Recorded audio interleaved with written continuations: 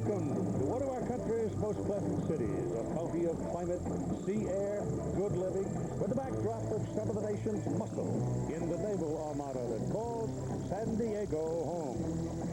This game has a 28-year history that is marked by high-scoring college football games with wild finishes, featuring many of the game's best players.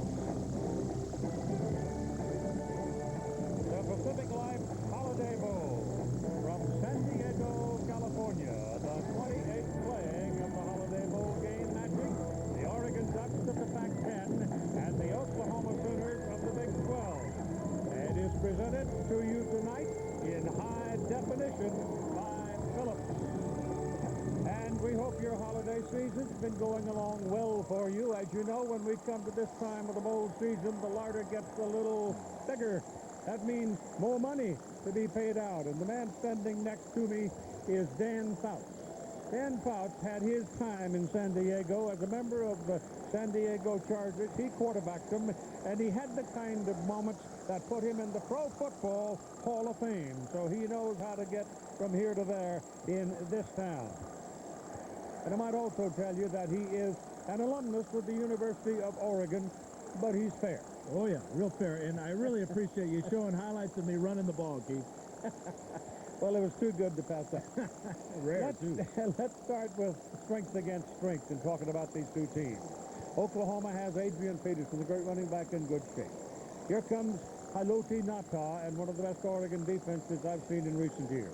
Well, for Oklahoma, they want to run the ball, and who better to run the ball with than Adrian Peterson? He's finally over his sore right ankle. He's as close to 100% healthy as he's been all season. And last year against Oregon, he rushed for 183 yards. Nobody in college football runs harder than Peterson. Nobody hits the hole faster, and nobody is more important to the success of the Sooners than Adrian Peterson. And for Oregon, strength means Haloti Ngata. This giant of a man anchors the Ducks' defensive line. He was named the team's MVP this season. His penetration will be key to the Ducks' success in stopping the great Adrian Peterson. A different kind of a look from the Oregon football team, the spread offense against the speed of the Oklahoma defense. Well, the Oregon Ducks will use that spread offense with two quarterbacks, Dennis Dixon and Brady. They'll throw the ball and hand it to a bunch of speedy wide receivers and running backs who can really fly. As for the Sooners, they will counter with the fastest set of linebackers in the nation. They're led by number 42, Rufus Alexander. He's all over the place, and he cares little for what type of offense or the type of players he's facing. As long as there's a football on the field, he's going to find it and make bad things happen when he does. We couldn't have better weather or better temperature to play a college football game, and this is one of the good ones in this postseason play. Merry Christmas.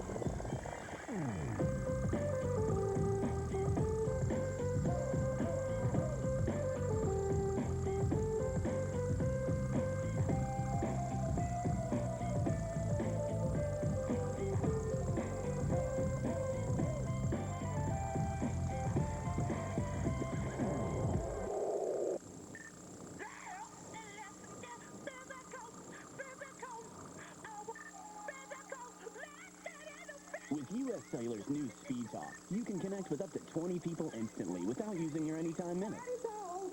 So it's like all your friends are right there with you. Let's hear it for Bobby, everybody.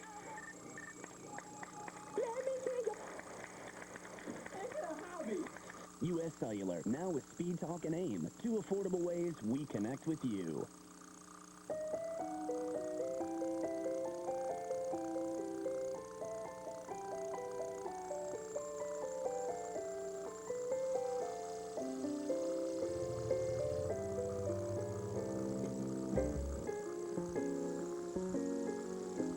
Make this a December he'll truly remember at the December to Remember sales event, where you'll find the best values of the year on your favorite Lexus vehicles.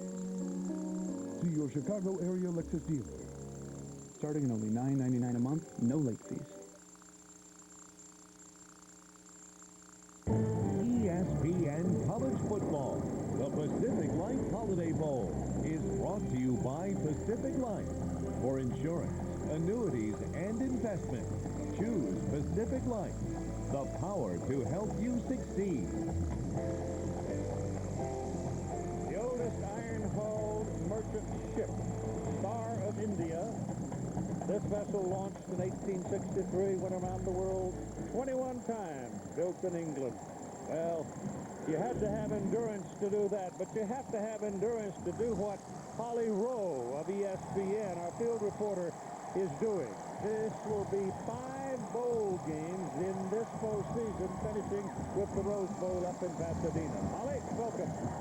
Thank you very much. Well, I haven't been around the world 21 times, but here on the Oklahoma sideline, I can tell you that their young redshirt freshman quarterback, Rhett Bomar, has had a steep learning curve in his first season. But the coaches say he's smart and competitive, and he's gotten better in their last stretch of games. Just 2 interceptions in his last 3 games.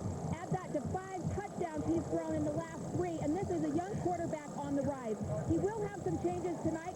Coordinator for offense, Chuck Long, has taken the San Diego State job. They have promoted Kevin Wilson. He will call the plays from here on the sideline, so it will be a bit of a different communication, but should not be a factor. Now for more on the Oregon sideline, here's Todd Harris. Thank you, Holly. The Oregon Ducks say being snubbed by the BCS is nothing new to them. In fact, when they finished the season 10-1, beating the Oregon State Beavers in the annual Civil War, Coach Mike Bellotti prepared them for the inevitable. And what they did was they sent out a poll to their fans saying, which game would you support? There was a 3-case scenario. They could go to the Fiesta Bowl, they could go to the Sun Bowl, or they could come here to San Diego, the Pacific Life Holiday Bowl. Overwhelmingly, the fans said we would go to San Diego. Aside from that, there's 49 Californians on this Oregon Duck team, so they feel right at home here in San Diego. No snub here, Keith.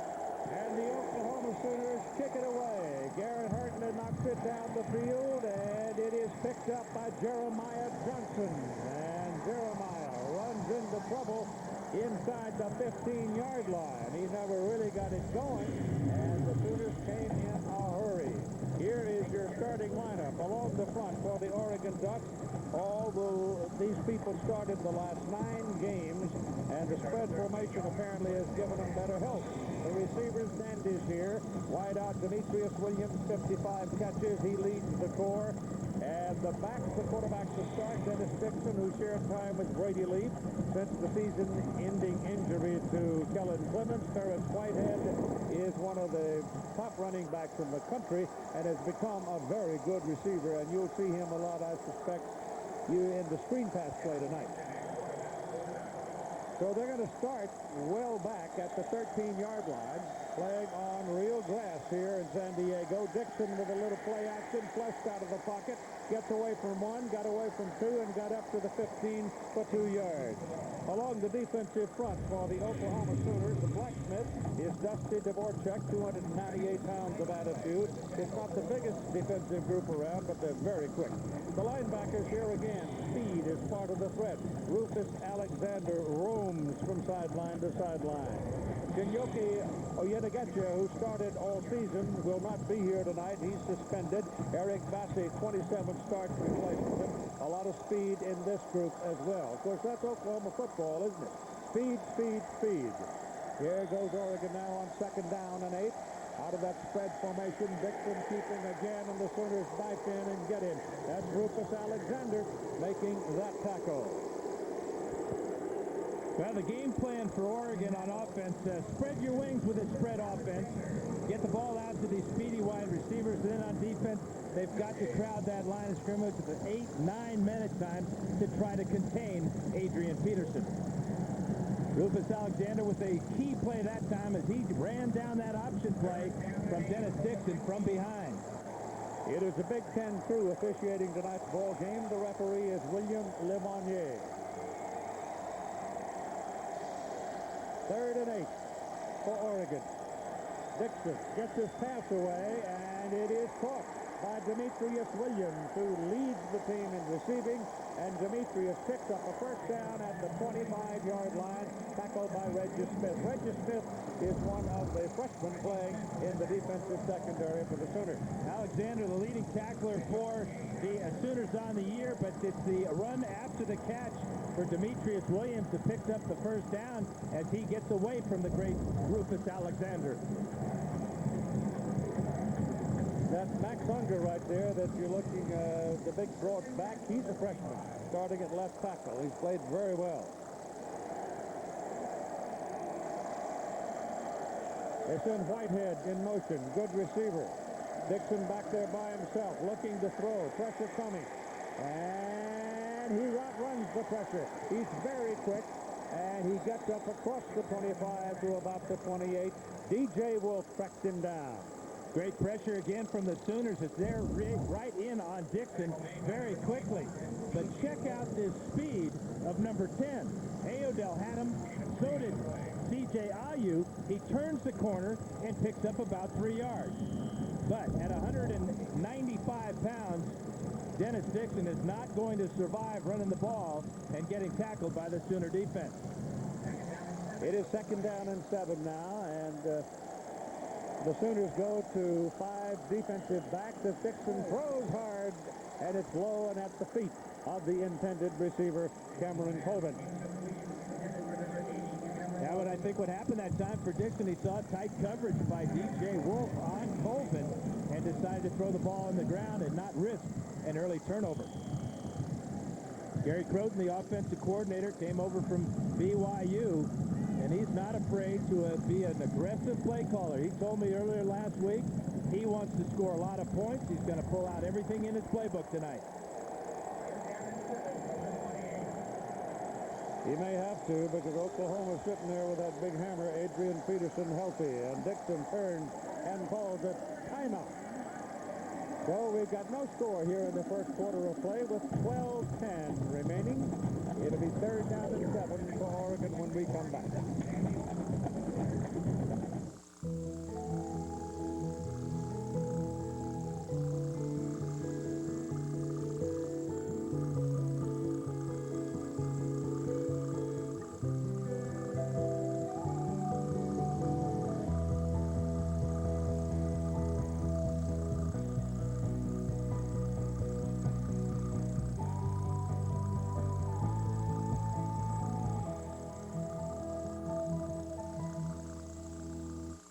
8 million American men have diabetes.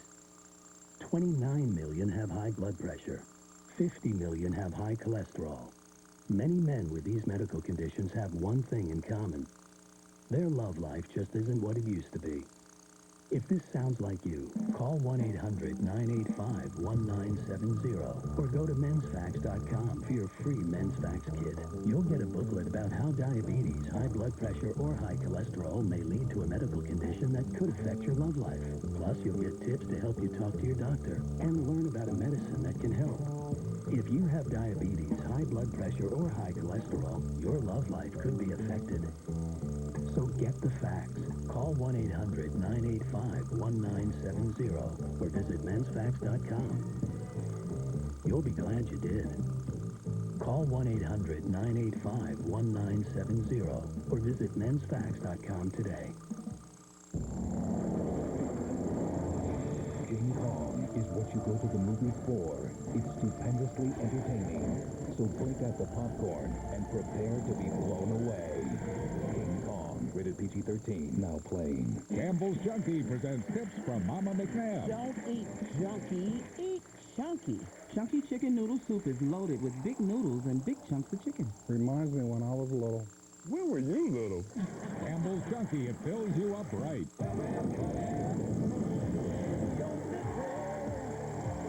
Singular customers, text City to 243 to download the Coming to Your City ringtone. Good evening, and welcome to San Diego's Bowl Classic, the Pacific Life Holiday Bowl.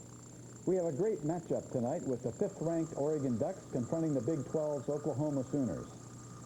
Bowl games represent the culmination of the football season, and the Pacific Life Holiday Bowl is one of the best.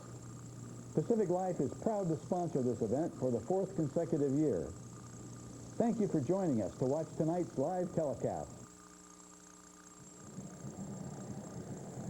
Kellen Clemens there in the middle talking to Dixon. Kellen Clemens, of course, is the senior quarterback who had a broken leg and was gone at the middle of the season. One of the better quarterbacks in the country. And maybe on his way to being a coach. But he's been a considerable comfort, I'm sure, to Dennis Dixon to have him in his ear a lot. Here we go now on 3rd down and 7. You've got 3 down linemen. You got 3 linebackers. You got 5 defensive backs for Oklahoma. And the Ducks really spread them out for this one. Here comes the pressure. The pass is away in a hurry, and it is incomplete. And Dixon unloaded it because he had Zach Latimer right in his face.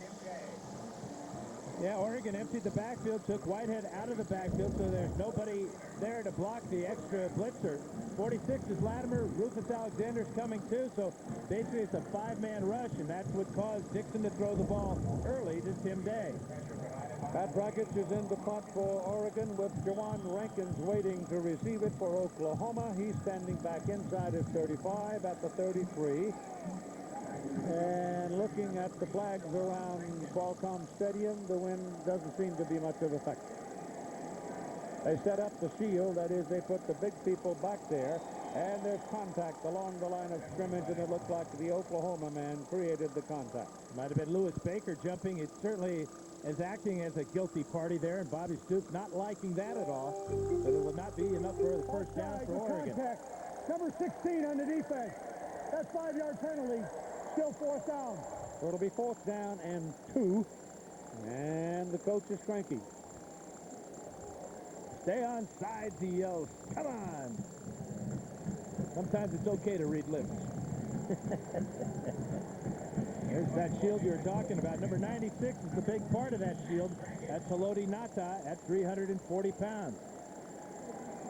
Talk about a swinging gate, a swinging wall. They're all big people in this group.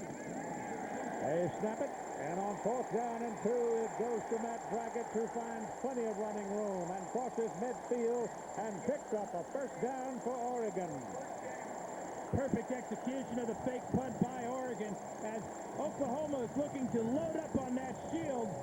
They invited them inside, and then behind those big guys in the shield leading the block. Watch Alan Patrick here, number 23, come inside, and now you've got Ngata leading the blocking on the outside, along with Andrew Murphy, and Dragic picks up this first down easily. 20 yards on the play. Keith? Goes to 20 quickly, and it's on the 47-yard line of Oklahoma. And so they take a chance, it pays off. You wonder if they would have gone for the fake if they had not been offside on the previous play by Baker. It is Garen Strong throwing. Started around Dixon going down the field, and Dixon was trying to hunt down the pass. And the quarterback with great speed turns into wide receiver, but they can't hook it up.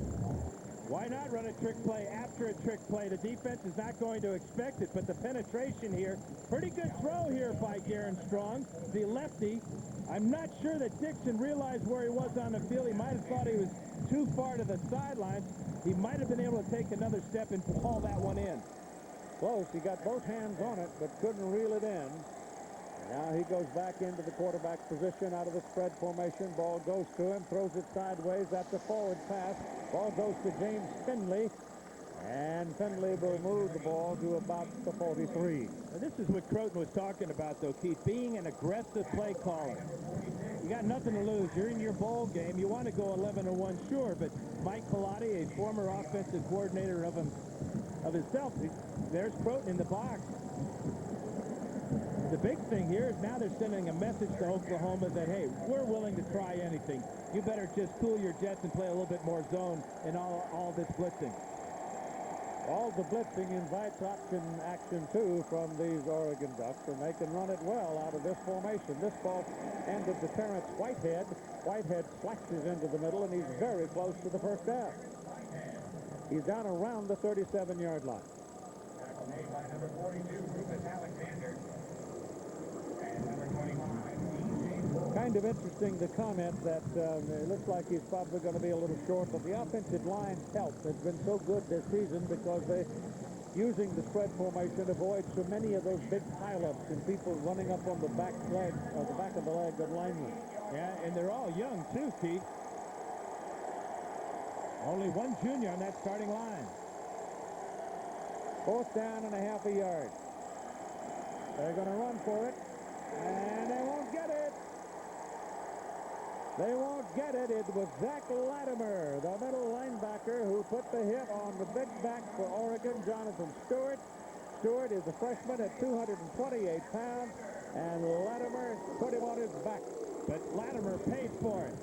You can see him holding his left arm and left shoulder. Stewart's a big guy. Great tackle by Zach Latimer. And we've got a timeout.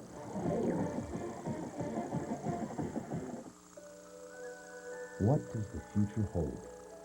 Will you have the choices to make your world better? To live the life you dream of? At Pacific Life, planning for a better tomorrow is what we're all about. That's why for over 135 years, Pacific Life has offered millions of people a world of financial solutions to help them live well now and plan well for the future. Ask your financial professional about Pacific Life, the power to help you succeed. Ho, ho, ho! Here's to a year of saying no to redeeming credit card miles. Enjoy your bonuses. Hey, maybe next year we can say yes. No.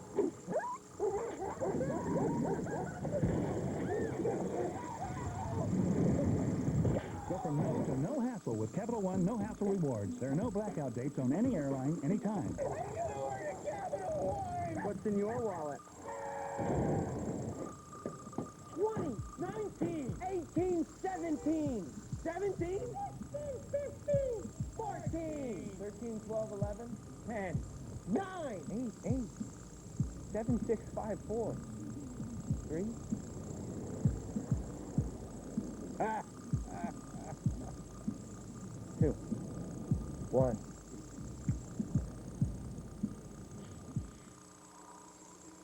With Vonage, I talk as much as I want and pay a lot less. It's just $24.99 a month, and that includes voicemail, caller ID, three-way calling, and a lot more. The voice quality's great, and they even get to keep my same phone and phone number. I've had Vonage for 4 months. Should have gotten it a long time ago.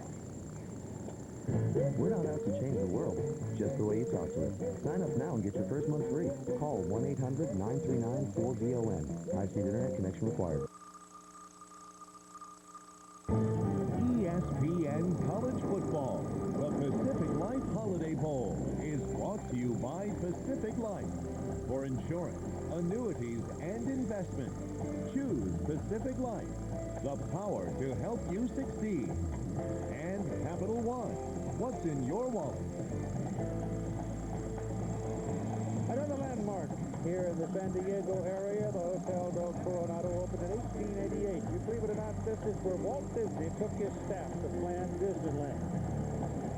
Did a pretty good job, didn't they? You bet. Nice place.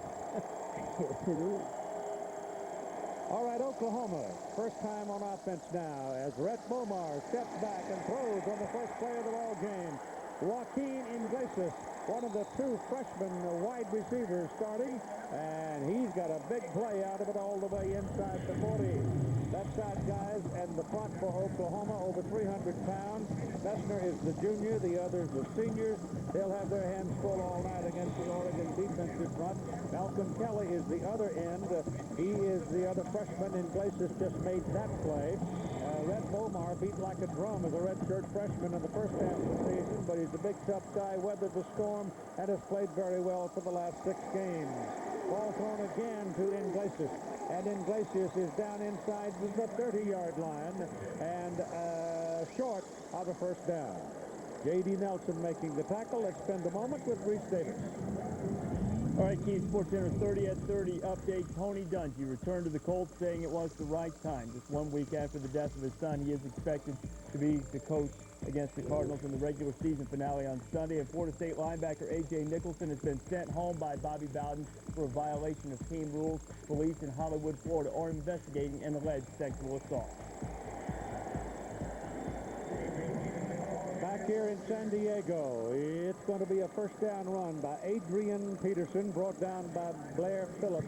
Peterson's first carry of the ball game, but it's early, folks. Chuck Wilson, the new offensive coordinator for the Sooners, told me they want to get Adrian rolling early and often out of that I formation. He is so quick to hit the holes that He's at full speed when he gets that line of scrimmage. It's important for him to be deep in that I formation. It is first down for the Sooners on the Oregon 25-yard line, staying in the shotgun. Bomar back, looks, throws, pass complete. Adrian Peterson making the catch after he slipped out into the open, and he will go inside the 20 down to about the 17. The Oregon defensive front, Haloti Nasa, 6'5", 340, first consensus All-American at Oregon since Mel Renfro in 1962. And the linebacker strong safety Anthony Truck leads the team in tackles with 85. The defensive back, well, you no longer throw it at these guys. You better know what you're doing because they had 22 interceptions during this past season. Goes to the center, and looking for the opening is Adrian Peterson. He doesn't quite get the first down, 2 yards short. Here's Holly Rowe. Well, guys, Adrian Peterson is as healthy as he has been in weeks. The coaching staff told me that he didn't miss one single bowl practice. In fact, the 2 weeks leading up to bowl practices, he was there every single day. They said it's amazing what a fresh Adrian Peterson brings to this offense, and you're already seeing sparks of that, not just in the running game, but in the receiving game as well. All right, thank you. It's there 3 for 3 for Bomar so far in the ball game. Now he moves the tight end, and Paul Thompson over, comes to this side. He's the former quarterback. Bomar stands, plenty of protection, end zone, ball dropped. Joe John Finley, who was in there as a tight end, 6'6", 244, a sophomore. He's defended by Aaron Gibson. The story here is Gibson is only 5'9". And Gibson came from the other side of the field. Ball hangs up in the air too long. That's how wide open at first Joe John Finley was. You talk about perfect timing by Aaron Gibson. That was it right there. Saved the touchdown. Now they'll try for 3. On the field for the field goal try, Garrett Hartley, 34 yards. The holder is ball's up, and the kick is good. And so the Oklahoma Sooners go to the lead by a score of 3-0 here in the first quarter. We've got 8:04 to play.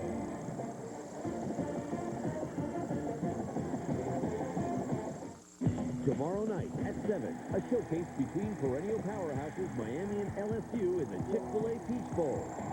Then at midnight, it's Bowl Central on College Game Day Final.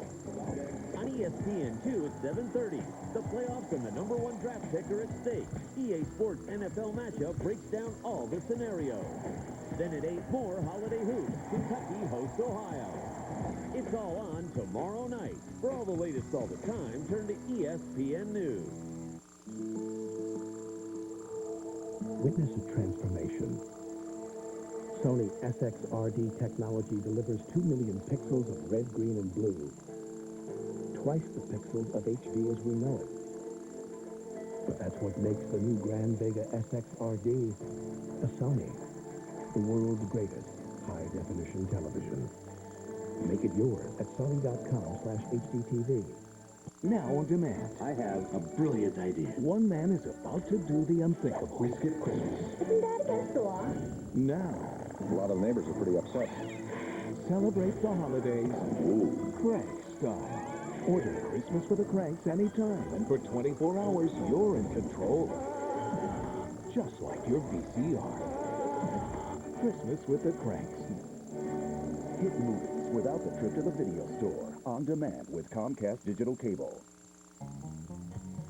Right now at Menards, save 10% on everything in the store when you use your big card. Get organized with Rubbermaid. Choose from a great selection of closet organizers, shelving, and cabinets.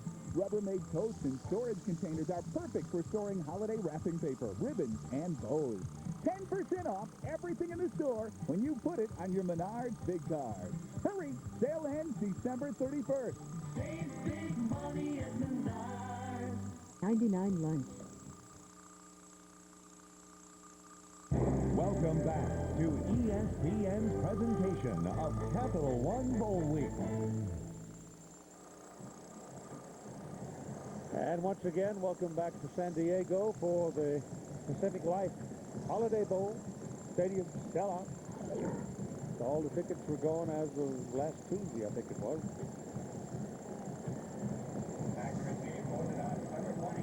Garrett Hartley will kick it off for the Oklahoma Sooners. They go on top with a 34-yard field goal. And the Oregon Ducks, wearing rather subdued uniforms tonight. Plain white shirts, pretty much plain black breeches. High hanging kick. It goes to the 2-yard line to Jonathan Stewart. And Jonathan Stewart hammers his way across the 20 and out to the 21. Here's Todd Harris.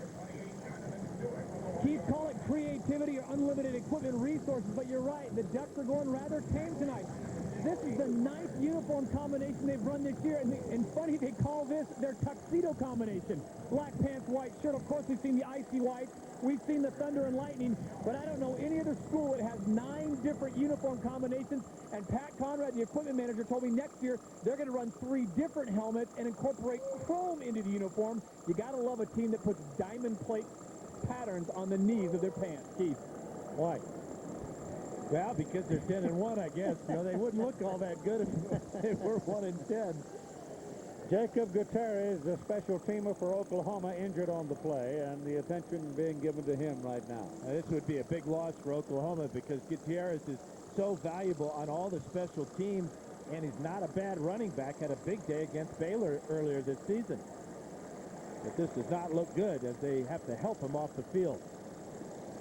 Well, they're going at such speed, and guys like this just risk their body on every time they're participating in a kick situation like that. And he came down, threw himself full bore, and went into the crowd and ran into that great big old running back, and he's hurt.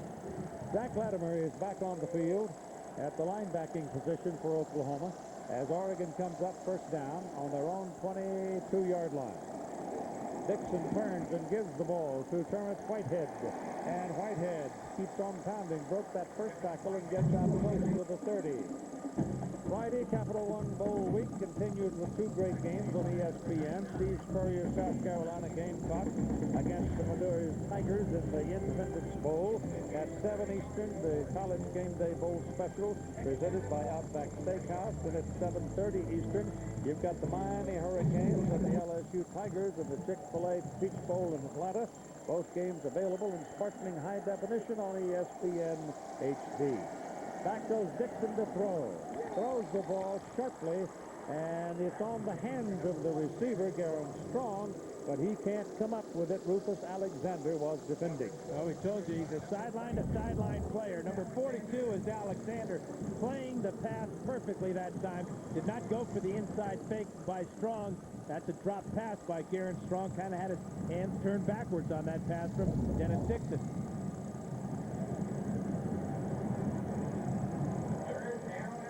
Third down and 1.5 yards.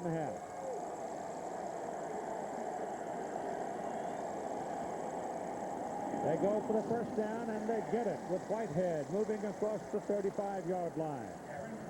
Rufus Alexander going pro. No, this is what he said. I'm talking about that game. I'll be back. I love the University of Oklahoma. I love the fans, love everybody, the coaches, and I do love going to school, being around the guys. One of the things he loves, Keith, is when all those Sooner fans yell, "Roo!" Yeah, he'll be bigger and stronger after another season, though. And just as fast, if not faster. Faster, right. On 1st and 10 for the Ducks from the 35. Dixon takes off.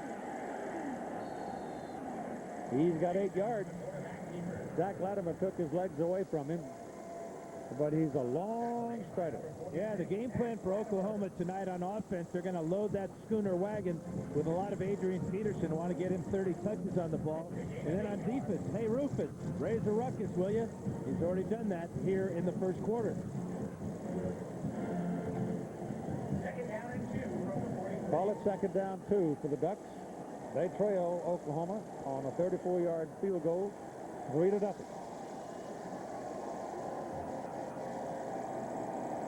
Dixon looking, lets it go to the sideline. Pass caught. Brian Pessinger sophomore out of Long Beach, California, went up and pulled it down. Dixon's got some mustard on that pass, I'll tell you. And great touch as he had to get it over the linebacker, Clint Ingram, and drop it down to his receiver. Watch this ball go over number 44 right there, who is in great position by 1 inch. And Paysinger brings it down and gets out of bounds. What a throw by Dixon. Tight rotation helps, doesn't it? Oh, no question. So the ball is at the 40-yard line of Oklahoma. First down for Oregon. Dixon gives to Whitehead. Whitehead hit at the line of scrimmage by half a dozen, led by Latimer and Corey Bennett. Tackle made by number 97, Corey Bennett. You will see a lot of Oklahoma crowding that line of scrimmage with 8 or 9 men, but one thing that they have, they can crowd it with those linebackers, and yet they have the speed to drop back into the secondary and make plays in the passing game, as we saw Ingram almost do that time. Ingram has 4 of Oklahoma's 12 pass interceptions this season.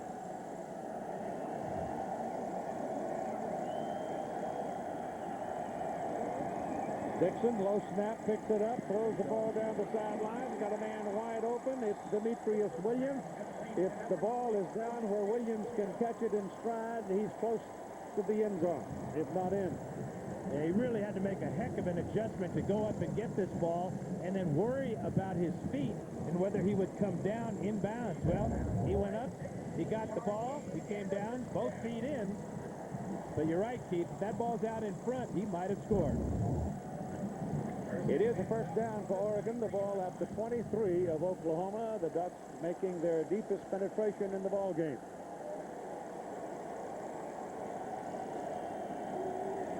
Dixon gives the ball to Whitehead. Down the hole, and one man keeps him from getting across the goal line. Calvin Thibodeau stayed at home and was there to make the tackle. Yeah, heck of a tackle by Thibodeau, because that was a huge hole on a counter play. Oregon gave the look of power behind Tim Day on the right side, and Whitehead cut it back and picked up a big gain here. But check out, exactly right. Did you see how Thibodeau was also looking for Dixon to take the ball on the bootleg? He stayed at home, made the tackle. It'll be second down, call it 3. Dixon's pass down the middle, pass complete to the tight end, Big Tim Day, and Day's inside the 10, first and goal, Oregon. The Ducks are marching. Now, this is an impressive drive for Oregon after getting stopped on 4th and short by the Oklahoma defense and then giving up a field goal. But Dixon certainly has settled down. This offensive line giving him time to throw. Not much pressure from the Sooners on that play. First and goal from the 8.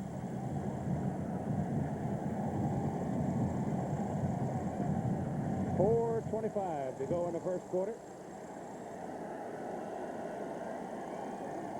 From under center, ball given to Whitehead. Hit at the line of scrimmage and driven backwards. He took it right on the number from D.J. Wolf. D.J. Wolf got inside the block of Paysinger on the outside. Wolf, a former running back, number 25 here, just got in there and drilled Whitehead. Paysinger's got to go over to Whitehead and said, hey, man, my fault. I'll get him next time. Oregon has not done a good job scoring once in this area of the field.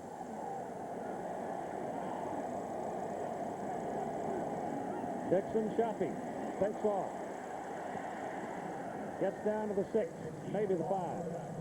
And that was Rufus Alexander making another tackle for Oklahoma. Yeah, part of the reason that they have struggled, Keith, is because of this spread offense. It's brand new to them.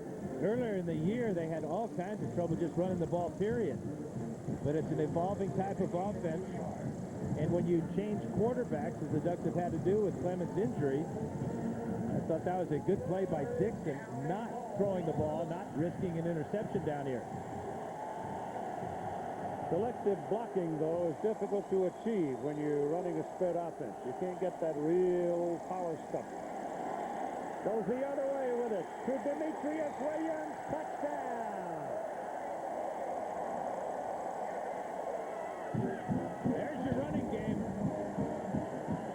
Great deception by Oregon. Gave the look of the option play to the wide side of the field. Came back and pitched it at the last second to Williams on the end around. check out the blocking. Out in front, number 75, Jeff Schwartz, almost 350 pounds of him, clears the way for Williams' score.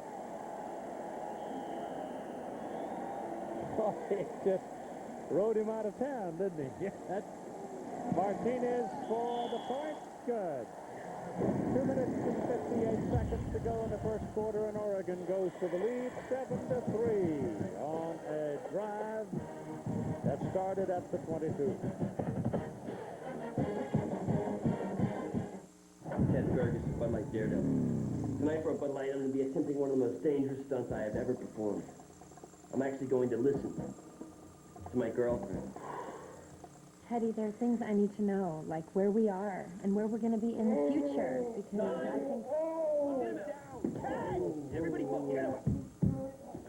Oxygen. Breathe in. Stay with it. Refreshingly smooth Bud Light. Always worth it. All right. He's good. He's okay. One thing you can always predict about the weather, it's unpredictable. That's why Goodyear engineers created triple tread technology. It's got an ice zone for gripping power in icy conditions, aqua chutes to move water away from the tire, and a dry zone for confident maneuvering. Get superior traction in any weather condition. Goodyear's new triple tread technology, now available on Portera for SUVs and Assurance for cars. So you're always prepared on the wings of Goodyear. People everywhere are experiencing a breakthrough. Fullness from a value menu. No one's going anywhere until you tell me who's full. Me too. New to the Big Bell value menu, the half-pound cheesy bean and rice burrito. Loaded with 3 cheeses, fiesta sauce, and a cheesy, zesty kick. Designed to keep your stomach and your wallet full. Number 3, if I'm a new cheesy bean and rice burrito, you are? Full. To get full-on value, think outside the bun. Oh, you okay? It's this arthritis pain. Arthritis pain? Try my Aleve. People with arthritis are sharing their good news. Oh, honey, you've got to try this Aleve. Good news about the strength and safety of Aleve. Try my Aleve, Mom. It's amazing. Only Aleve has the strength to stop arthritis pain all day with just 2 pills. That would take 8 Tylenol. Aleve, that's good news you'll want to share. To share your good news about Aleve, go to AleveGoodNews.com.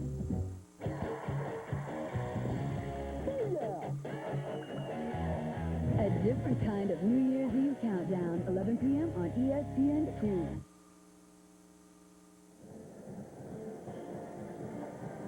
Let's take a look at the touchdown run by Demetrius Williams. This is Schwartz here, number 75. Schwartz right there. Check him out. He's going to be blocking on Darian Williams as Demetrius Williams goes into the end zone. 6'7", 351. Todd, he's a big man, isn't he? Oh, he's a big man, and he wears a big shoe. This is the Holote Nata shoe, the biggest shoe I thought I'd seen before other than Shaquille O'Neal. It's a size 16 4E.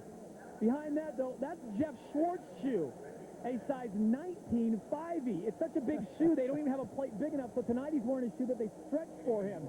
That is one big shoe, and that is one big blocker out in front. That's big enough for you to get in it and stay warm if it gets cold on it. That's Bigfoot. They found him. Ball bouncing around, got past the first Sooner, and the second man picks it up and then falls down at the 29-yard line. So the Sooners are going to possess the football somewhere in the neighborhood of the 29. Paul Penninger will lead the Fresno State offense against the Tulsa Golden Hurricane. They meet averaging over 30 points a ball game, and it's the first time...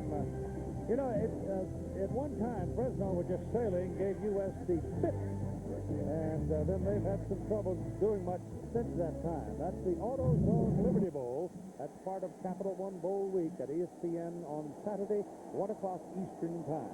Tulsa and Fresno State. Adrian Peterson is the single back for the Oklahoma Sooners, and they fake it to him. Bomar keeps it, throws to a wide open Malcolm Kelly, and Malcolm Kelly gets up around midfield before he's out of bounds. Good play by Bomar. He just took everybody's eyes away from the ball. Well, he was faking it to Adrian Peterson, and Oregon went with him. This is a counter, a crossing route by Kelly. Check out this hit by J.D. Nelson. But Bomar's on fire. 4 out of 6 so far here in just the first quarter. And the ball 4 out of 5, rather. Excuse me, Keith. Resting right on midfield, right on the 50. First down, Sooners. 7-3, Oregon is leading. Peterson and Runnels. J.D. is a blocking back of the first quarter. Ball is thrown outside to Iglesias. He's now caught 3 balls, and each time moved the ball very well. One real big play to get him down for the field goal try. And an interested observer on the sidelines is new San Diego State head coach Chuck Long, former offensive coordinator for the Sooners. He's done a great job in developing quarterbacks from Hybl to Heupel, Jason White, and you can see the effect that Rhett Bomar has had the last couple of games. He has vastly improved because of Chuck Long now working at San Diego State. There's Kevin Wilson, the new offensive coordinator for the Sooners. It's second down and 5, and Bomar going deep down the middle. It is incomplete, intended for Malcolm Kelly. Kelly's got pretty good size. He's 6'4", 204 pounds. Defended by Aaron Gibson, so though Aaron, he's 2 for 2 tonight. Yeah, he led the nation in interceptions this season with 7. You can see he's running the pattern for Kelly. In fact, he had a good shot at intercepting that one. This is what Sooner fans have seen too much of this year. Their quarterback getting belted and landing on his back. That's Coena with the hit that time. He's made out of old leather and hamstrings, though. He's a tough kid. Yes, he is. Out of the shotgun. Bomar again is hit as he throws, and the pass goes sailing away. It was Matt Coena, number 45, a 295-pounder coming in to get him, and he's from Pengo. Couple of big plays by Coena, hitting the quarterback in the back, causing that incompletion. Coena, part of that defensive line, that picked up 31 sacks on the season. That was a big play on third down. Cody Freeby comes into the ball game to punt now for the Sooners, and the man going back is Justin Tennessee, who can be pretty exciting sometimes.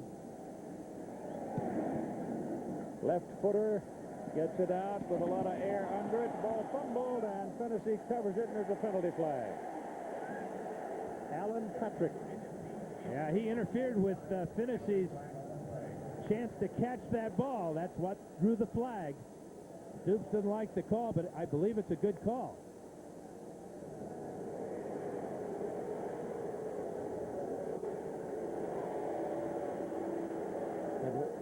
Had one official right there look like Joe Torre, didn't he? It's against the Sooners for interfering with the catch. You don't have the... catch interference, number 23, 15-yard penalty. Bottom of the foul, first down. You don't have that halo protection rule they dropped that, but still, you've got to give the man the opportunity to catch the ball.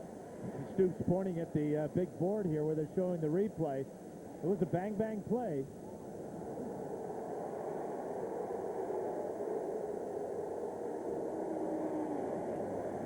So Oregon takes the ball after the penalty up on the 29-yard line, and Brady Leaf comes out at quarterback. He's a 6'5", 223-pound sophomore out of Great Falls, Montana, and yes, he is the younger brother of Ryan Leaf. That's the first time a Leaf has been on this field in a long time and not gotten booed. Yeah, you're right. Different crowd. Thank goodness. From the 29, the Ducks go to work. Big, tall guy, sees well, not quite as quick and mobile as Dixon, but throws the ball outside. The ball is caught by the Oregon receiver, Finley, and Finley will take it up to about 6 yards. Now, senior quarterback Kellen Clement suffered a broken leg against Arizona earlier this year on this tackle. At the time, he was having a record-breaking season for the Ducks, but during his rehab, he's continued to stay involved with the team. Both Dennis Dixon and Brady Leaf has benefited from his expertise. He's a classy guy, as we've seen already tonight, helping Dixon out on the sideline, and a heck of a quarterback. Leaf again throws that direction, Demetrius Williams, but Demetrius is going to lose on the play as once again DJ Wolf makes a good defensive play for the Sooners. And that's a mistake by Brady Leaf, not recognizing that Wolf was playing short. As you can see him mouthing to Demetrius Williams, didn't have thrown it to you. Williams had no shot after catching that ball other than to hang on and get tackled. Been better off than knocked it down. They just let it go. Yep.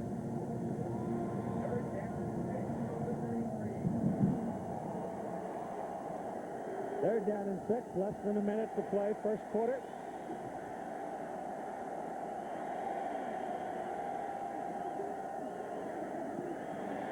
Leaf flush, takes off up the field, dives for the marker, and he's short. He is going to be close to 2 yards short of the first down. It'll bring up 4. And I don't think they'll be trying to go for on 4th and 2 in this territory. Yeah, Leaf would like to have that one back because it's 6'5" and about 225 pounds or so. He might have been able to stay on his feet and knock a tackler back and pick up that first down, but he decided to go low before getting hit and came up a yard shy.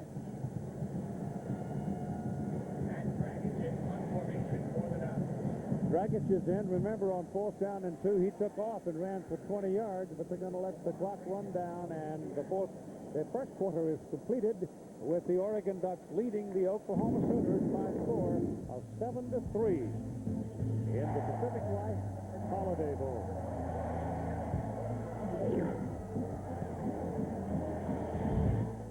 Each person has a unique way of seeing the world. That's why Pacific Life offers portfolio optimization for its variable products, a unique service that helps you and your financial professional identify an investment strategy that's right for you.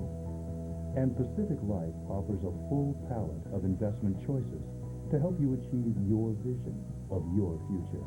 Ask your financial professional about Pacific Life, the power to help you succeed.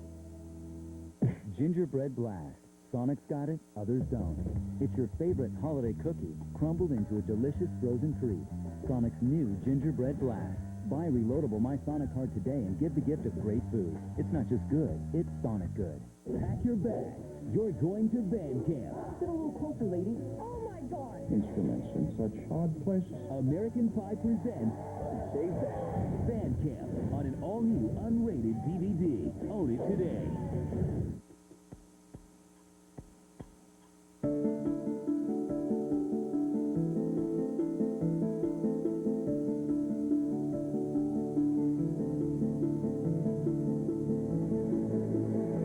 It's time to discover Lunesta, a sleep aid that can give you and your restless mind the sleep you need. Lunesta helps most people sleep all through the night and works quickly, so take it right before bed. Lunesta is non-narcotic and approved for long-term use. Of course, do not use sleep medicine for extended periods without first talking to your doctor. Be sure you have at least 8 hours to devote to sleep before becoming active. Until you know how you react to Lunesta, you should not drive or operate machinery. Avoid taking Lunesta with alcohol. Most sleep medicines carry some risk of dependency. Side effects may include unpleasant taste, headache, drowsiness, and dizziness. Ready to catch a great night's sleep? Just climb into bed and leave the rest to Lunesta. The Rose Bowl game presented by Citi, Wednesday at 8 Eastern, 5 Pacific on ABC. We're in San Diego with the Pacific Life Holiday Bowl game, and it's a lovely evening. For 80 years, the Goodyear blimp has been in the sky, and when people see it, they know something's shaking. Goodyear providing the aerial views tonight, reminding you to be prepared for any weather at any time with Goodyear's new Forterra triple tread tires. All right, the Ducks will punt it away, leading 7-3. Dragic gets a low line drive at the tail dragger, though, and it's going to roll in Oregon's favor, and does inside the 15 and dead down around the 12-yard line. So it works just fine. Here's Holly. Well, Chuck Long used to be the offensive coordinator for Oklahoma. Now he's the new head coach for San Diego State Aztecs. What's it like for you to sit here on the sideline but not be able to help coach your team? It's a strange feeling, but I'm glad they're here. I'm happy to be at San Diego State. I think it's a great future, and this way I get to root for both teams. Tell me a little bit what your schedule's been like. How much preparation have you been able to do with Oklahoma? Well, nothing, because they hired Josh Heupel, the quarterback coach, so that knocked me out of the loop. They forgot all about me, Holly. So it's been all San Diego State, basically, and right now I'm just trying to assemble my staff. All right, just quickly, what do you think they could do on offense to get things going here? Well, I think they haven't had the ball much. Oklahoma hasn't had the ball much, but when they've had the ball, they've moved it well. So they'll get it again, and they'll move it well, and let's get a touchdown this time. All right, well, good luck on your new job, Coach. Thanks, Holly. Yeah, old Chuck couldn't resist coming to Southern California with this population and a school, the area where they throw the ball a lot. Adrian Peterson carried down that play, and he almost disappeared. He's got 3 rushes, Keith, for 3 yards. He disappeared that time because Haloti Nata took him down.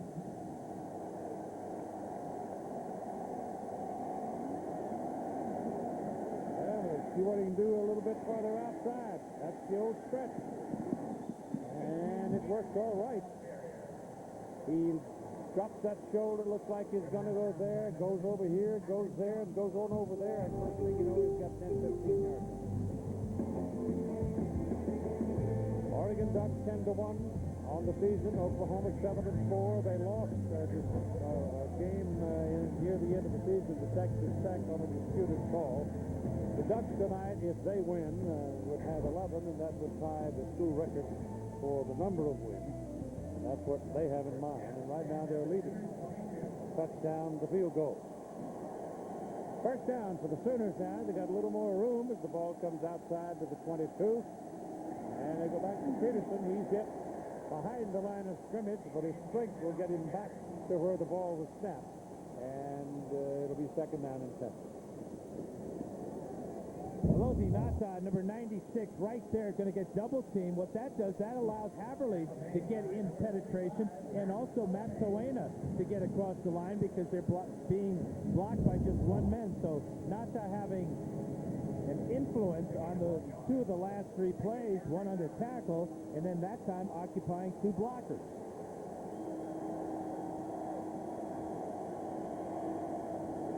I give him credit for a yard on the last play. He didn't get that much. Bomar back, throws the ball to the sideline. It is complete to Malcolm Kelly. And Kelly has jumped pretty quickly. And is going to be short of his first down. That's Gibson one more time. So Aaron Gibson is having a good night. That was a good read by Bomar as he's now 6 completions out of 9 throws. And he was the guy that Chuck Wilson said, you know, we got to throw the ball. We want to run the ball, but people think because I'm an offensive line coach, we're not going to throw it. Well, he's sending the opposite message to the Oregon Ducks defense right now. Kewan Jones is in the ball game for the Sooners. And Adrian Peterson has come out. Bomar running for the first down. Big guy can haul it. He's got the first down. Drops his shoulder, goes across the 40, and you stopped at the 42, move the chain. And he got down, didn't he, Keith, at the end of that run? He's heard that from all his coaches, especially this year. Don't take the hit. Great job of reading. Nothing on the strong side. Came all the way back to the weak side and then got down before contact.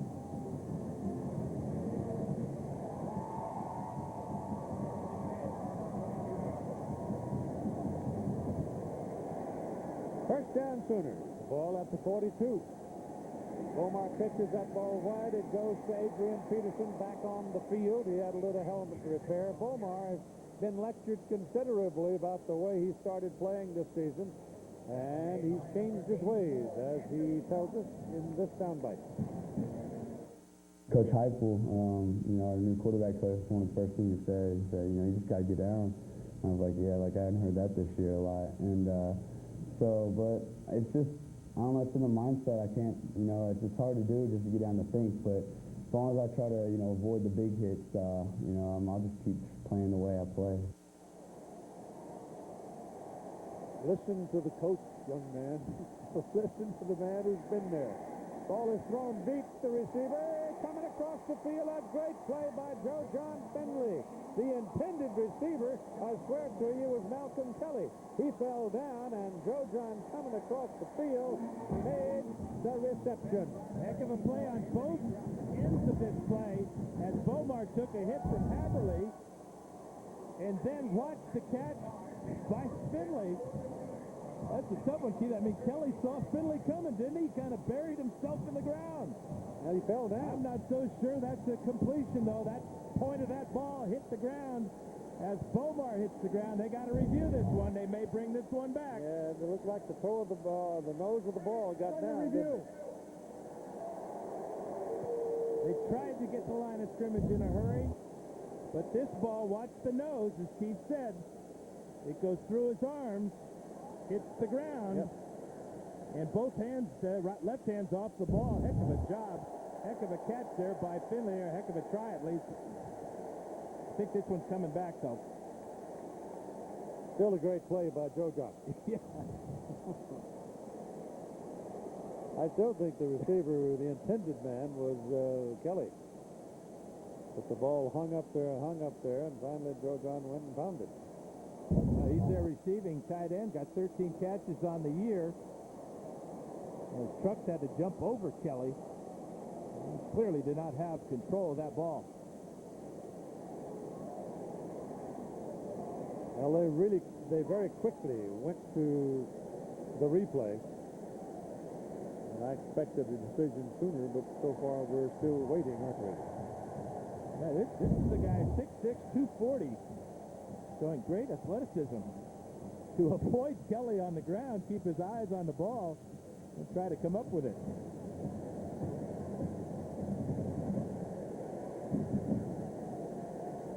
Following the review, the pass has been ruled incomplete. Third down at the 45-yard line. Third down, 45-yard line. That's the right call. Not for him, it's not. No, but the nose of the ball was on the ground before there was control. Yep.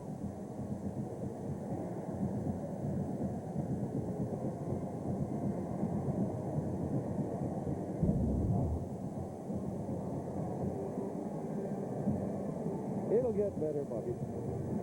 Everything balances out, they say. Well, they're going to have to convert this 3rd and 7, just 1 of 3 so far in the first half on third down. 3rd and 7 is a tough one.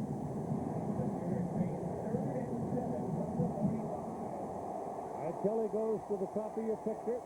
Omar calling the play, setting him up. He's in the shotgun. Back he goes. He looks right, looks left, goes down the middle, and he is intercepted by J.D. Nelson. You always talk about your weak safety playing center field.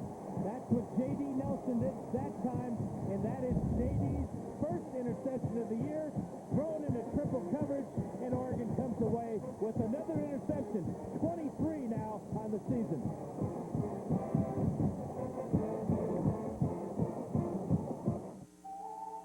To go the distance in life, it takes persistence, performance, and strength. The same qualities that have made Pacific Life one of the largest life insurance companies in the nation. With Pacific Life by your side, there's no limit to what you can accomplish. Pacific Life, the power to help you succeed. Proud sponsor of the Pacific Life Holiday Bowl.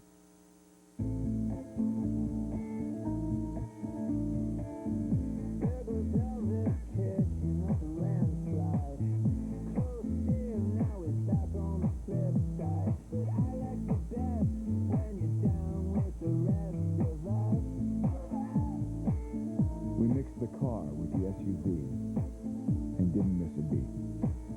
The first ever Torrent, a new crossover from Pontiac, designed for action.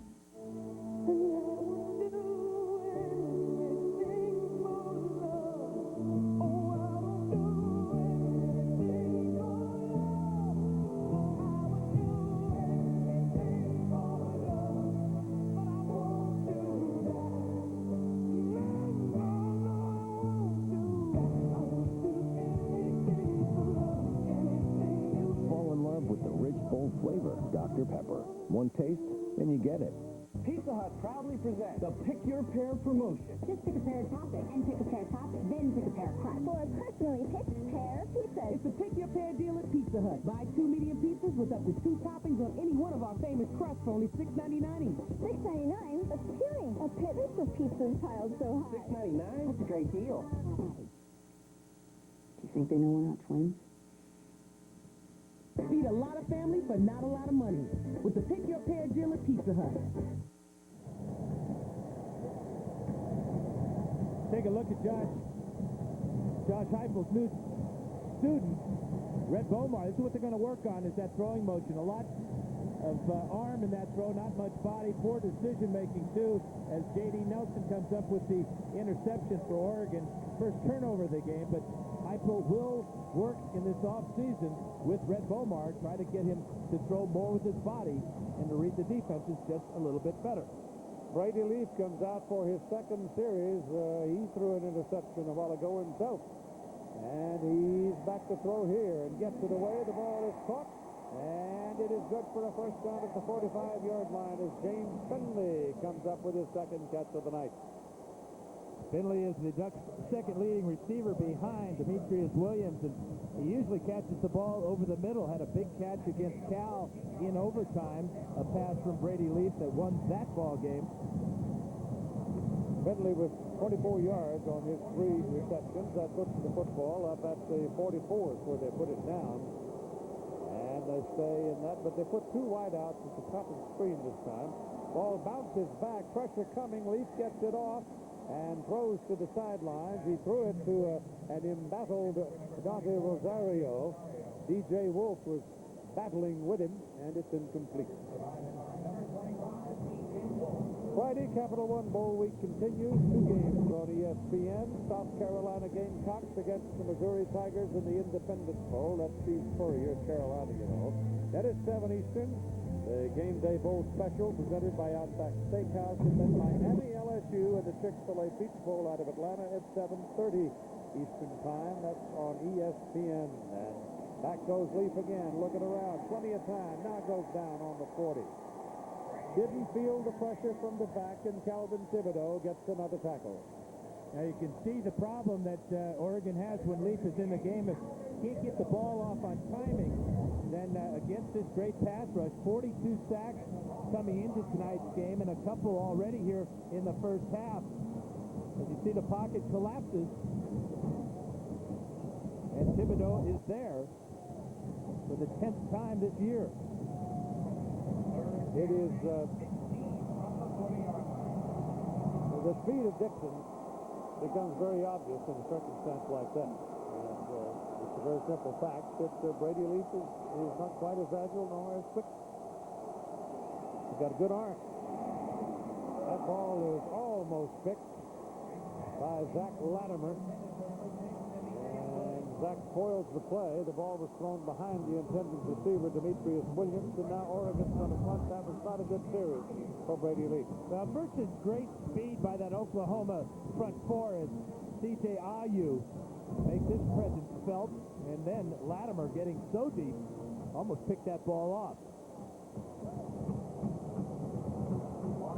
First punt by Matt tonight was 50 yards. A lot of it was bounced.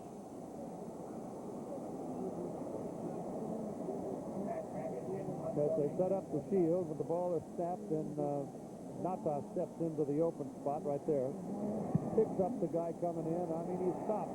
And this time, Dragic picks up Beauty. Down at the 5-yard line. Holy cow, what a 6-iron. He nailed the punt, 57 yards, and stopped it at the 5. Give this man a hand.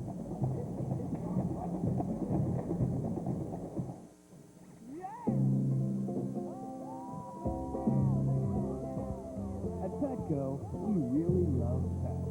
There isn't anything we won't do to make sure they're getting the best product and the best care.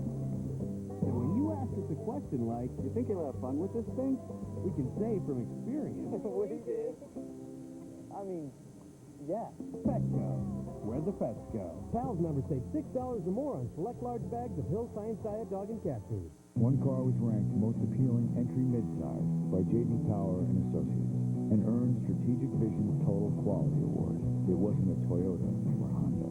It was the Pontiac G6 sedan, designed to be one of the best cars in the world.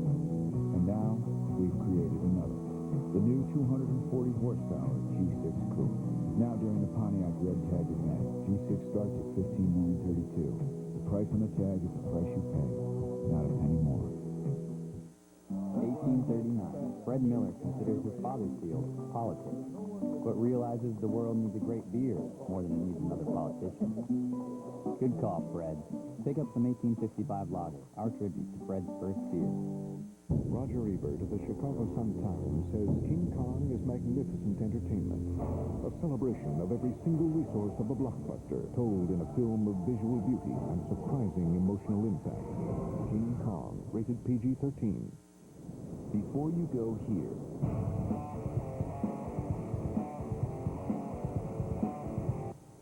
before you attempt this,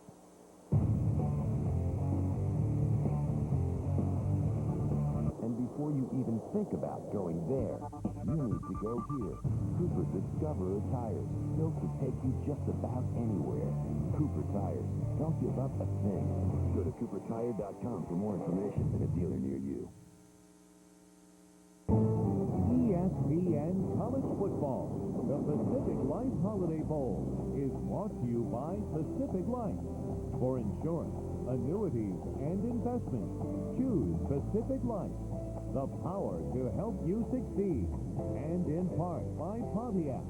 Vote for the game-changing performance of the year at ESPN.com. Keyword Pontiac. Another spot of pleasure here in the San Diego area, the Seaport Village. Lots of stuff, lots of dining. So this picture is at night. Oh, a warm, sunny afternoon. It doubles the pleasure. What a night for old Matt Dragic so far, isn't it? That 57-yarder was a season long. Out of the end zone, Bomar looking, keeps it, tackle right about the line of scrimmage. Patrick Chung to stop. Time for our Pacific Life game track. How about that night for Matt Dragic? A couple of those big long punts and this 20-yard run on a 4th and 2. And then the Ducks with a little reverse here to Demetrius Williams. Great block by Jeff Schwartz. 6-yard touchdown run, 5 yards rather. 7-3 the score. Then the interception by J.D. Nelson as the Ducks hope to keep the Sooners pinned deep in their own end of the field now. They give him a yard on the carry, Bomar, and so it is 2nd down and 9. This is Peterson. And Adrian finds his way across the 10, just barely, if they give him the spot. And they don't, they put it right on the 10. J.D. Nelson, another tackle for Oregon. And this is one of the best Oregon defenses I've seen several years. And they've done it up front, too, Keith. We talked about how good Nata is, but Towena has been a force, Devin Long. But Anthony Trucks plays a linebacker strong safety position, and he's got 11 sacks. So they've been able to control the run and get pressure on the quarterback. 3rd and 4. Ball on the 10. Brett Bomar looking around, throws, and the ball is caught by Kelly. Kelly's across the 15. He's got a 1st down. Todd Harris. Well, Keith, Dan, you were right. Michael Gray, the defensive line coach, is extremely happy with his Ducks. He told them during that last exchange, you make sure you keep Adrian Peterson in front of you. Use your eyes, but keep him around you because he is so fast. If you let him get it outside, it's going to be one juke and he's gone. But he's very happy. He told them to keep the pressure up front, keep him in front of you. Do not let him get to the edges. And so far, they've been successful. Keith. Well, Mike is... he looks fit still. Ball pitch back to Peterson, going to the outside. The defense goes with him, and they've got him. Pretty much on the line of scrimmage, Devin Long with his first tackle of the night. And it's just like Todd said, you keep your eyes on Adrian Peterson. He did make 2 Ducks miss, but Long was there with good pursuit. Trucks forces the play wide, can't make the tackle. Blair Phillips misses, but there's Long, Chung, Gibson, and a couple other green helmets. He's got 8 carries, 20 yards so far tonight, but it's still early. Bomar to the 20, 21. Doing a good job of holding Peterson down. Bomar is still a dangerous guy they got to keep their eye on, but Oregon has struggled the last 4 games of the year, in stopping running backs. You can see Michael Bell of Arizona over 100 yards. Marshawn Lynch had a huge game against the Ducks. Jerome Harrison was an All-American this year, and Evanson Bernard from Oregon State had a big day, but the Oregon Ducks won all 4 of those games.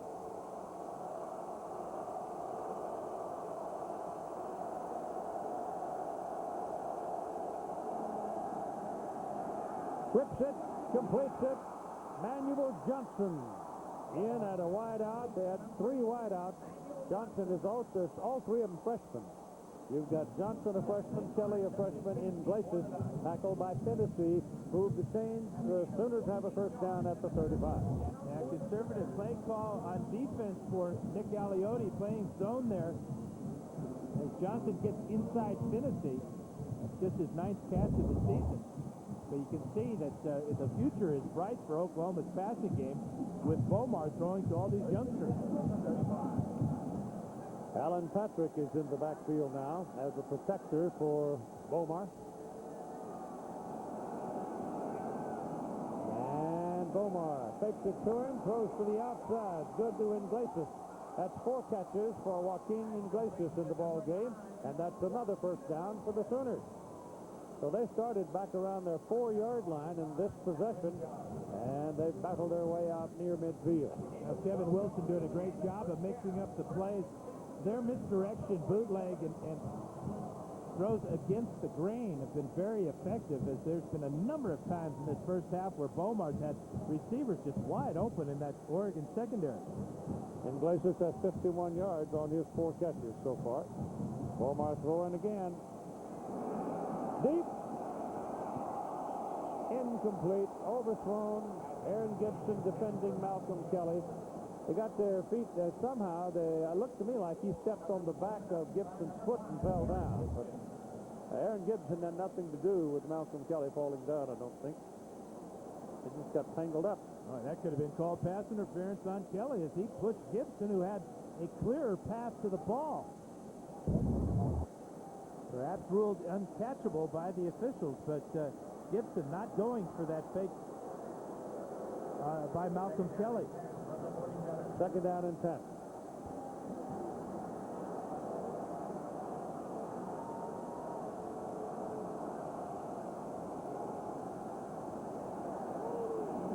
Ball dropped.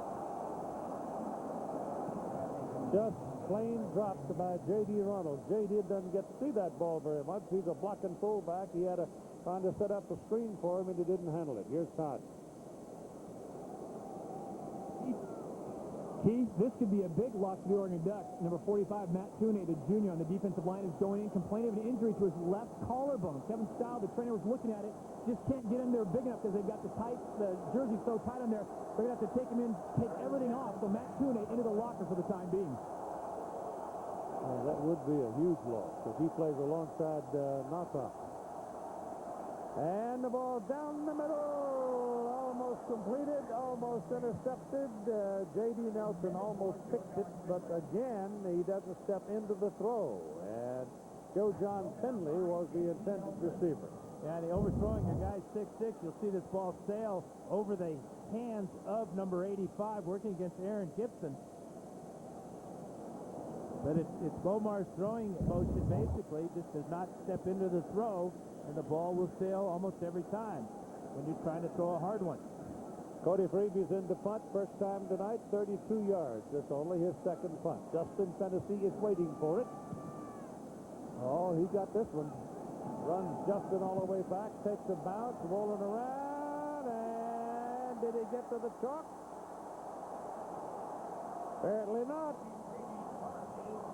Look at this. They've marked it at the 1. Poteet was down to keep it out of the end zone. But that first bounce was key. It went straight sideways softly. Poteet knocked it back, and it's Oregon's ball at the 1.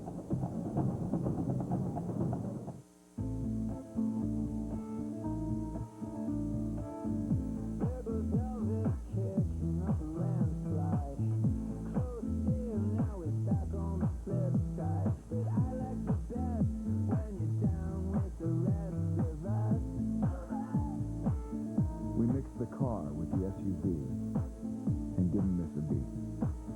The first ever Torrent, a new crossover from Pontiac, designed for action. Prime time in paradise. The PGA Tour is back on ESPN. It's a brand new season, and the Tour's finest are looking to make their mark in Maui. Can two-time defending Mercedes champ Stuart Appleby make it a tropical trifecta? The winners-only field of PGA Tour champions, including Vijay Singh, have their sights set on a victory in Hawaii. How about that? Who will be golf's big kahuna? The Mercedes Championship. Live coverage begins Thursday, January 5th. Old Faithful, the renowned symbol of dependability, erupting every 91 minutes. And shooting up to 8,000 gallons of water into the air. Looking for something that does more than you expect? Try Comcast Digital Voice. It's home phone service with a whole new twist. That's different. Check voicemail online and get unlimited local and long-distance calling for as little as $39.95 a month. It's Comcastic.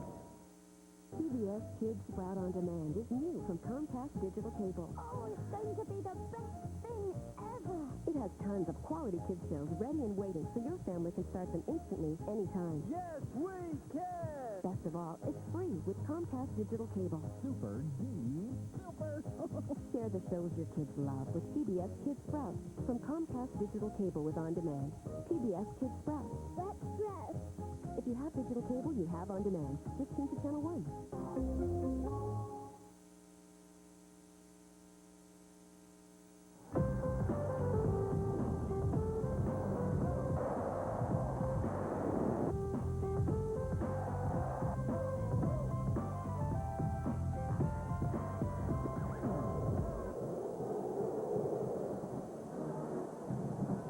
Oregon Ducks will come out with Dennis Dixon at quarterback as they possess the ball now at their own 1-yard line. The punters have been stars tonight, haven't they? Battle of field position, and punters can be very effective, as Brady was on that great punt. Dixon standing in his end zone to take the snap.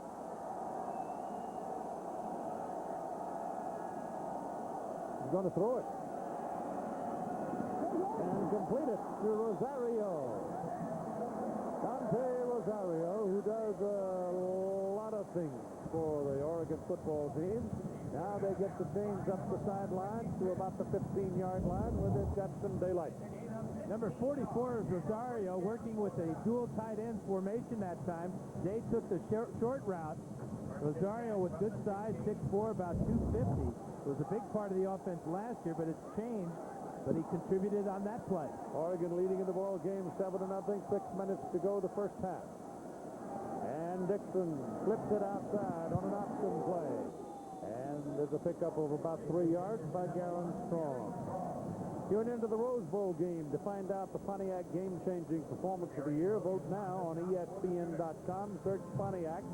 The winning school going to receive a $100,000 contribution toward their general scholarship fund from Pontiac. Yeah, there's a whole bunch of reasons to tune into the Rose Bowl game. Not the least of which is the game. And those stars, Vince Young, Reggie Bush, Matt Leinart. Wow. Can't wait.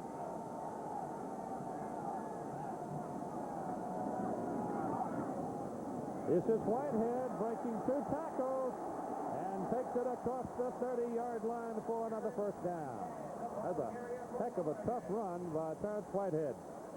Now, that's the thing about Terrence Whitehead. He gained 1,000 yards rushing last year.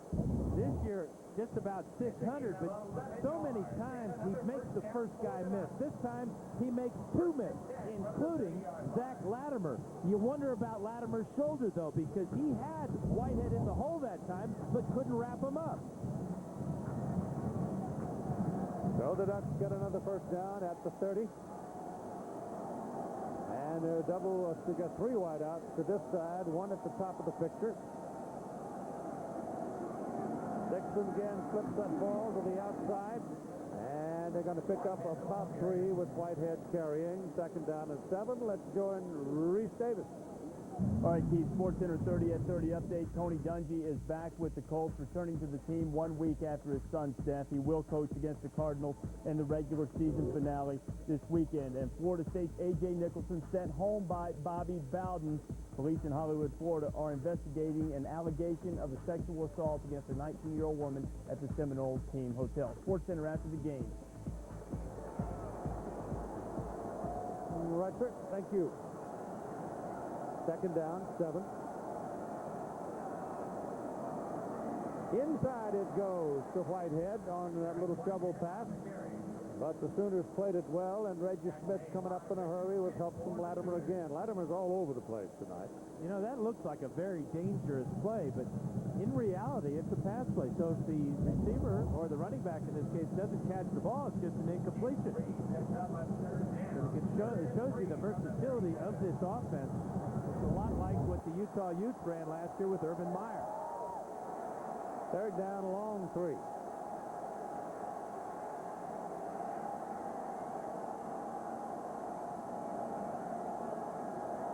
Dennis Dixon reorganizing things before the snap. He kicked it himself, and boy, they ate him up.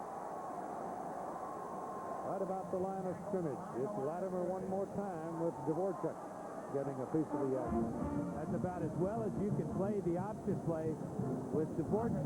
Great penetration there, help from Latimer. Dixon had no chance to pitch the ball, and even if he had, there was somebody with a pitch man on the outside. Brent Venables, the defensive coordinator, congratulating Latimer as he goes off. Well, they try to use that option in order to take away the sting of the rush of the Sooner defense, and that time it just blew up in their face. So it's 4th down. Dragic has gone 50 and 56 in his last 2 punts. He didn't get all of this one. Kind of hooked it to the sidelines, and it bounced straight out of bounds, and that'll be pretty short. Friday, Capital One Bowl week. Day kicks off at noon Eastern. Minnesota Gophers against Virginia and the Gaylord Hotels Music City Bowl. Then South Carolina goes against Missouri Tigers in the Independence Bowl. And finally at 7:30 Eastern, Miami and LSU in the Chick-fil-A Peach Bowl. All on ESPN. Kellen Clemens on the left, still using the crutches because of a really bad broken leg. I mean, a spiral fracture, and those things are tough to get well. Fumbles the snap as it came back hard, and finally it is picked up in the backfield by Adrian Peterson, and Peterson will lose way back to the 19-yard line. Anthony Truck was the principal on the play for the Oregon defense. Yeah, bad snap by Chris Bush. Bush is playing with a bad right hand. Broke it earlier this year. Ball actually not that bad. Bomar should have caught it. And now this is just a jailbreak for Peterson as he loses a ton of yards. How about 17? Yeah, Oregon ought to be thinking about using timeouts here. You got 1:49 to play. You got Peterson coming to, and now you got the timeout call by Oregon. They figure if they can pin him back here, force the front, get a couple of plays out of it. 1:49 to go in the half. I ran the 800. I studied mechanical engineering and industrial design. I was a conference champion. I graduated with a GPA of 3.2. It took hard work, discipline, and stamina. And believe me, I rely on those things every day raising my daughter. There are over 360,000 NCAA student athletes, and just about all of us are going pro in something other than sports.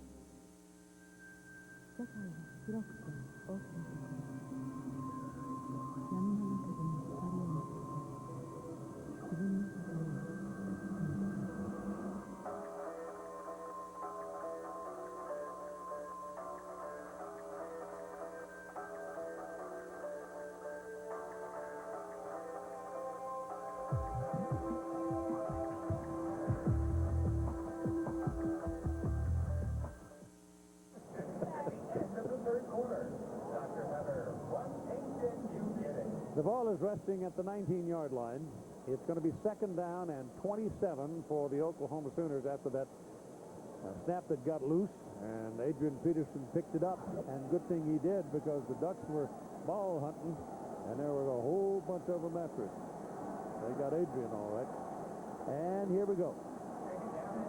They got Kewan Jones in there right now as the running back, with Bomar working out of the shotgun, and he keeps it.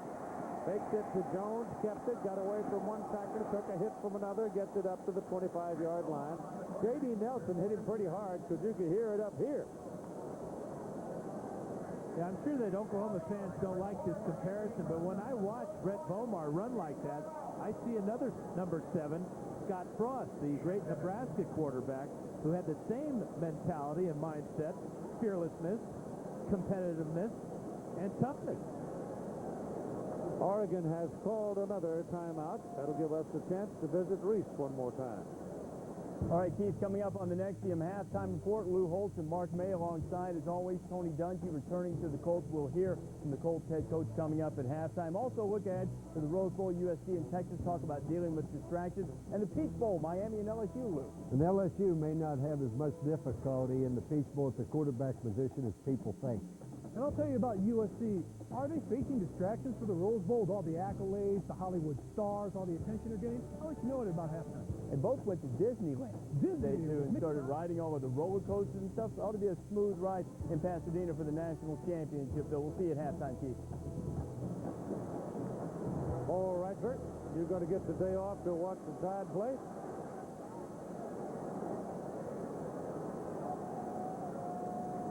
Reese is a roll tighter, huh? Yep. Red elephant. Yeah. Ball's on the 25-yard line. 3rd down now and 20. Minute 40 to play in the first half. Oregon is leading Oklahoma 7-3.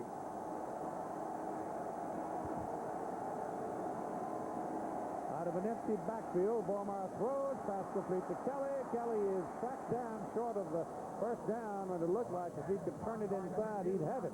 But he's down at the 40. Anthony Truck tracked him down. And Darius Sanders hurt Rhett Bomar.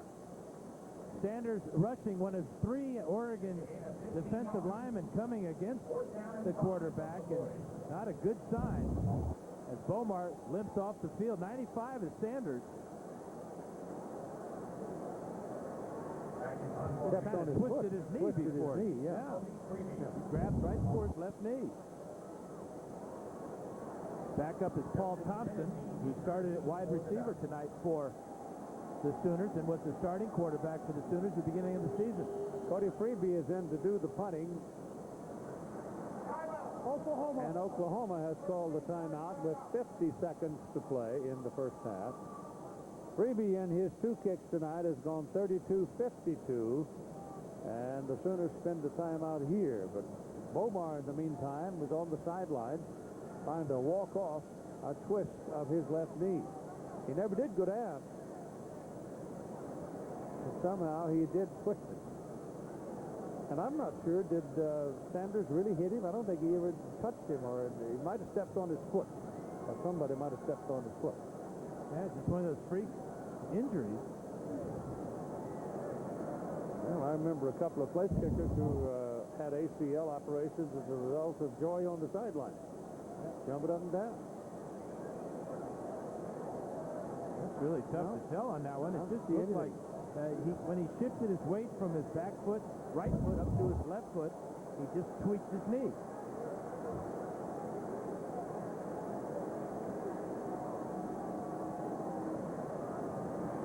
So let's go back to the field with Cody Freeby in punt formation for Oklahoma.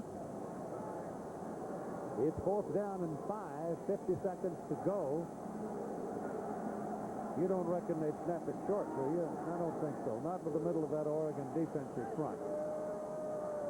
Well, Oregon was giving a look that they were going to get pressure. Timeout. And B.J. Wolf, one of the wide receivers in that punt formation, saw it, called timeout. The Goodyear Blimp celebrating their 80th birthday this year. The Spirit of America floating above our stadium tonight. The aerial view and reminding all of you to get superior traction in any weather with Goodyear's new Forterra triple tread tires.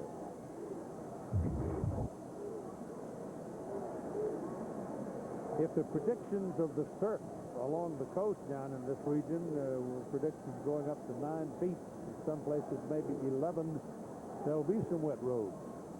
You might need some triple tread. And you'll hear surfs up by a lot of dudes. You bet. It's been pretty rowdy up and down the coast for about 10 days. We're finally going to get the punt. It's a low liner that's going to bounce and roll around, and Tennessee wants nothing to do with it. Justin gets back enough, and the ball's going to go dead at about the 12-yard line, and here's Holly.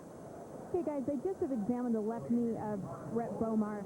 He is up. He's walking around. It's something to the front of his kneecap. They just put some kind of a spray on it, and unfortunately the trainers won't give us injury updates, but they are putting some kind of a warming spray on it to keep it a little bit warmer and more limber.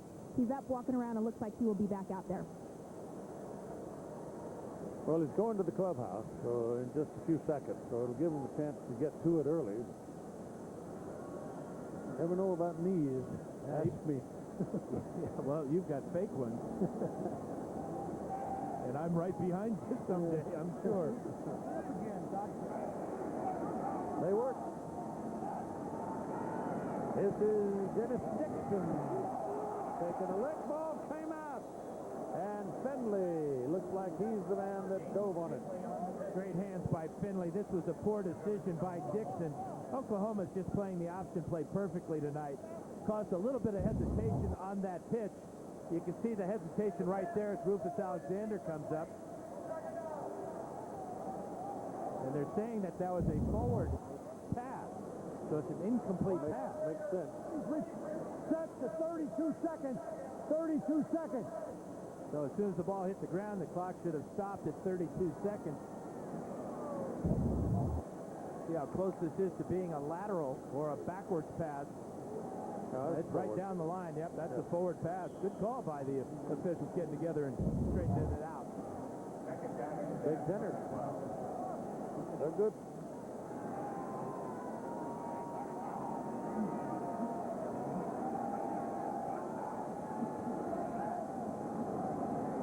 Dixon throws quickly to the outside to Finley. Finley runs through a couple of tacklers and gets it up for the first down. Reggie Smith, who's played very well, the freshman from Edmond, Oklahoma, again making the stop.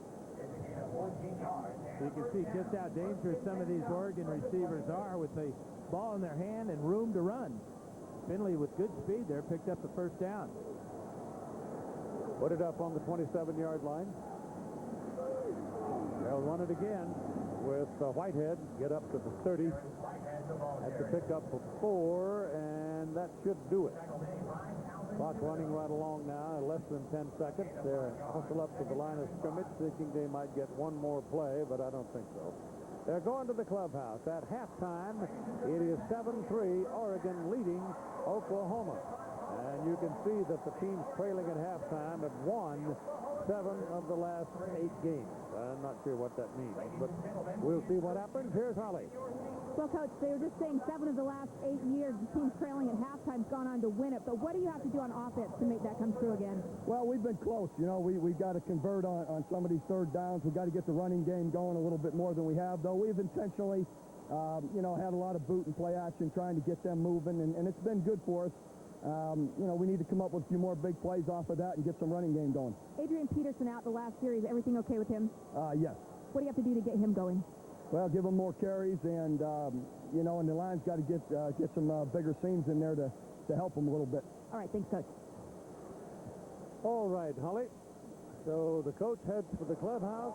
7-3, Oregon leading, and let's join the folks in the studio.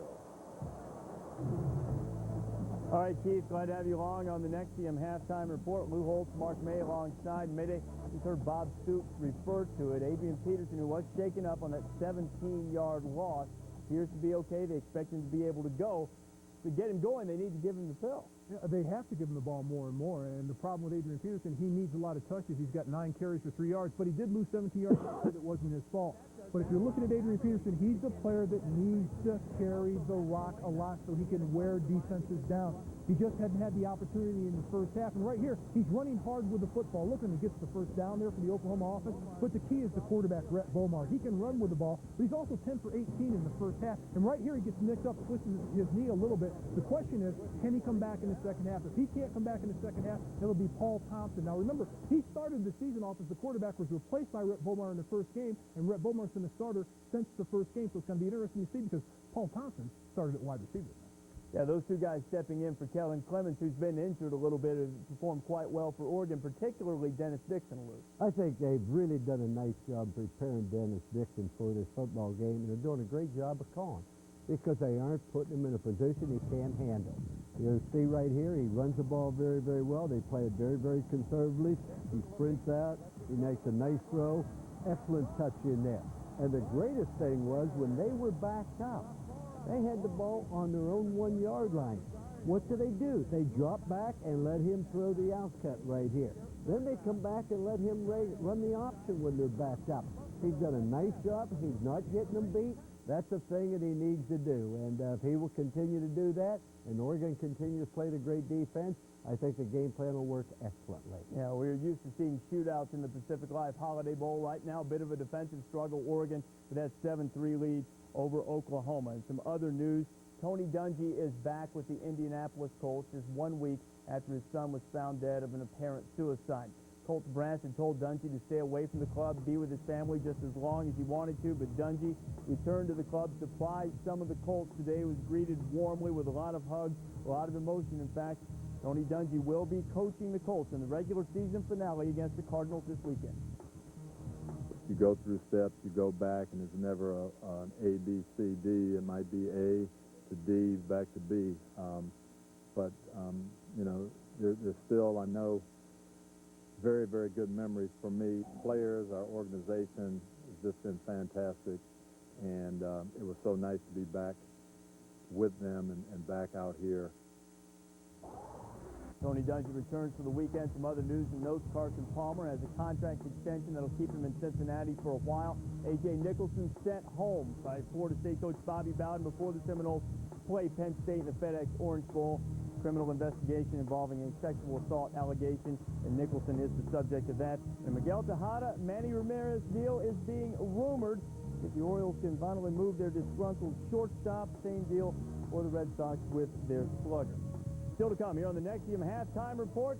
He's invincible, and Vince Young will join us as we get set to square off in the Rose Bowl. And a few more days left. Vince will join us to talk about the Horns game. This Halftime Report is brought to you by Nexium. Talk to your doctor about prescription Nexium.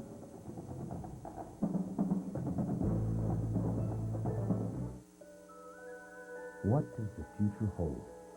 Will you have the choices to make your world better? To live the life you dream of? At Pacific Life, planning for a better tomorrow is what we're all about. That's why for over 135 years, Pacific Life has offered millions of people a world of financial solutions to help them live well now and plan well for the future. Ask your financial professional about Pacific Life, the power to help you succeed. And now, the 4 finalists for the Pontiac Game-Changing Performance of the Year. Close throw and hole. Royal looks that way, throws it long, into the grass, the sideline, close throw! Into the end zone, he rolls! Inside the 10 to 20, back-to-back Young, under pressure, steps out of it, puts it in and runs to the 25, gets to the first down to the 30, up the sideline, Young to midfield, 45-40, say good night to this one, Vince Young, 80 yards. Robinson delivers downfield for Derek Williams, wide open to the 10. Derek has the side to a 5. Touchdown, Penn State! Fans can vote once per week throughout December for the Pontiac Game-Changing Performance of the Year. The winning play will be announced during the Rose Bowl, and that school will receive a $100,000 scholarship contribution from Pontiac. Cast your vote at Pontiac.com/NCAA.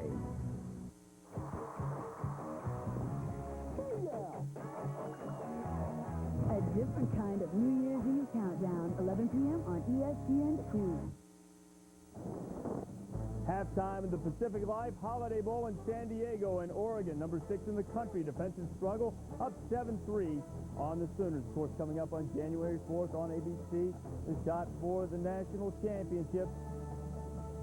Vince Young and Texas getting set to take on USC. And Vince Young is joining us now as the Longhorns get set to take on the Trojans in just a few days for the national championship. And Vince, a lot of hype about USC. Some of the Longhorns fans getting a little bit rankled. Lou Holtz said every time that somebody says that USC is the greatest team of all time, it's worth 6 points to Texas. What do you think all this hype about the Trojans is worth to you guys?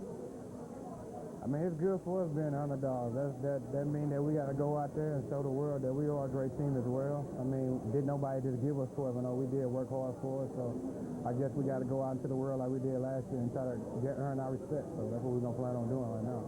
Now, this is your second straight trip to the Rose Bowl. How does the build-up for this game compare to the build-up last year before you played Michigan? Well, to me, it's similar, man. It's all about being poised, being patient, and I mean, doing what you have to do to get a W. So basically, to me, it's just working hard and fighting with your teammates and just getting prepared to play a great football team. You've emerged as quite a leader this year, and things have changed for you as far as your relationship with Mac Brown. You've talked about being able to be looser than in the past. What's the biggest difference you see in Mac between the time you arrived at Texas and right now? Oh, man, Coach Brown is way different than what he used to be. He's more relaxed. He's having a good time just like we are. And just to see him with a little wiggle in his stance, man, that's just exciting to the teammates to see as far as your head coach. So we enjoy it a whole lot as a team, just seeing Coach excited the same way like we are excited to play the game of football as well. Can you tell me a time when you were surprised by what Mac did as far as showing his excitement or showing his emotion? Oh, yeah, for your head coach, yeah, I'm surprised still today. I mean, today at practice, he was wiggling again. Then he came in the locker room, we had a song on. He started dancing again, so I'm still excited about it. It keeps me excited and pumped up, and it keeps the guys as well. Maybe he's getting as good at the Vince vibe as you are by now. He did the Texas two-step like you? Nah, he's still on Texas one-step right now. He ain't got him knocked over yet. A little bit more hard work at it. Hey, when you look at this USC defense, Vince, at times this year they've been cut up by some teams. What do you see that you think you want to exploit in the SC defense? Well, to me, I don't see why they call USC defense the weakest link. I mean, the same with us on University of Texas. Our defense and their defense get us the ball for us to make plays. So, to me, I believe they got a great defense, and we have a great defense. I think that we just have to, as a Texas Longhorn, we have to be patient, be real poised. If our coach put out our punt team to punt the ball away, I mean, just got to believe in our defense to get the ball right back to us, and we'll go out on next series and make something happen. So that's how I feel. I believe their defense is real good. We just have to be real poised with them.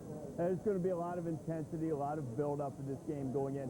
What do you think the most important thing is for you to do as a leader to try to quell that emotion and make sure your team's on the right emotional pitch? I don't really have to do much. I mean, we've been in this position before. We was here last year. We was at Ohio State, and we done been in a lot of big games this year. And all I think is we're just playing at their house, and they pretty much got all their fans. I mean, they got a lot of chatter going on, so, I mean, they deserve it. But right now, we're just going to get ready to play, and I hope they do respect us, because we all going to go out to play hard. What impact, Vince, will the outcome of this game, whether you win the national championship or not, have on your decision as to whether you'll come back to Texas or go to the NFL? I don't know. I haven't just sat down with my family members yet. Just right now, I'm just trying to get ready to play the football game, and that's the championship. I'm so happy to be here, and I'm happy to be in Los Angeles again. I mean, it's all the hard work they put off to get here. I'm just ready to go out and play my last time with these seniors, man, and them guys have been a whole lot to us, so I'm just looking forward to go out there and play with them right now, and then after that, we're just going to keep it like that. We'll never know what's happening. All right, Vince, looking forward to this showdown, Texas and USC in the Rose Bowl for the national championship. Thanks for taking a little time with us. No problem, man. Appreciate it. All right, Vince Young joining us. Came in second for the Heisman Trophy, a very deserving candidate all year. Collected a ton of awards, and I think you see why. Touchdown passes, 26 of them. The interceptions, only 10. Passing yards, shooting way up, over 100 yards per game improvement for Vince Young. Also had 8 200-yard games. So you look at Vince Young now, he is obviously the heartbeat, the heart and soul of this team, Mark. you know, he's improved as a passer, but I think the biggest thing is that his leadership qualities have been infectious for not only his teammates, but for Mac Brown, too. I know. I was so impressed. He's on such an even keel in that interview. Everything was just like, this is what we're going to do. This is the way we've done it. And I guess he told us that Mac Brown can get his swerve on, that Mac Brown's dancing now. He's got a little wiggle to him. But what impressed me also about Vince Young this season is not only the way that he got better passing the ball and reading defenses, but he can still run the football. He's extremely dangerous as a runner. He rushed for 9 touchdowns this season. But I think going into this game, I think Texas is going to be ready to play not only physically, of course, but mentally. I think right now they're in a state of mind where they're not going to be intimidated by USC and what goes on in Los Angeles. You make a great point that's often overlooked, and that's the fact that he's still willing to run the football. So many people, when they start throwing the football, think they're a drop-back passer, don't want to do anything else except throw the football. But I tell you, you could put up all the statistics you want on him, Mark and Reese, but the thing about it, he's not only a leader, he's also the guy that calms the team down, that's sort of the jokester among the group. And very seldom do you find that in one individual. So to have it combined in him, that's why they're special. I saw just a little crack when Reese asked him the question about, have you considered going to the NFL? Remember yes. Before he said, I'm staying at Texas. But he said, I haven't sat down with my family yet and discussed that issue. That'll happen after the game at the end of the season. So beware. Well, I think the thing is, if you win a national championship, it makes the decision a little bit different. Now, Matt Leinart chose to come back. It worked out very well. For some guys, it worked out. Other guys decided it's time to move on. If you can't top that feat, it'll be tough to top this game. Number 2, Texas.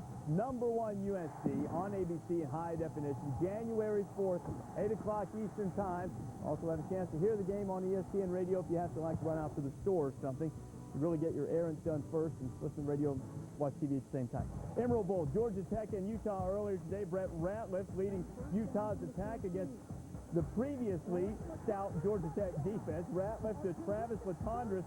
That theme would continue to repeat itself throughout the afternoon, Mayday. A good pump fake by Ratliff and gets it to Latondras again for another score. Utah's up 13-0.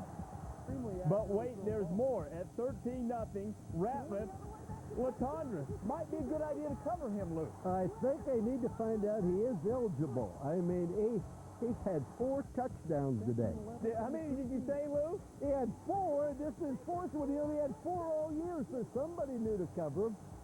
He would find Latondras on a 2-point conversion to make it 31-10. Latondras at over 200 yards receiving. He was the game's MVP. Here is Quinton Ganther. Georgia Tech, conscientious objectors, it seemed, for most of the day. Question just how badly this team wanted to play in this game as Utah rolled them 38-10. Latondras turning in the huge day. Ratliff the beneficiary with 373 yards passing and 4 touchdowns on the day as Utah drilled Georgia Tech.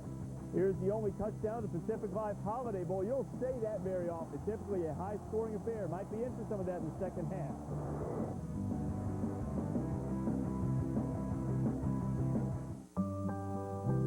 Me?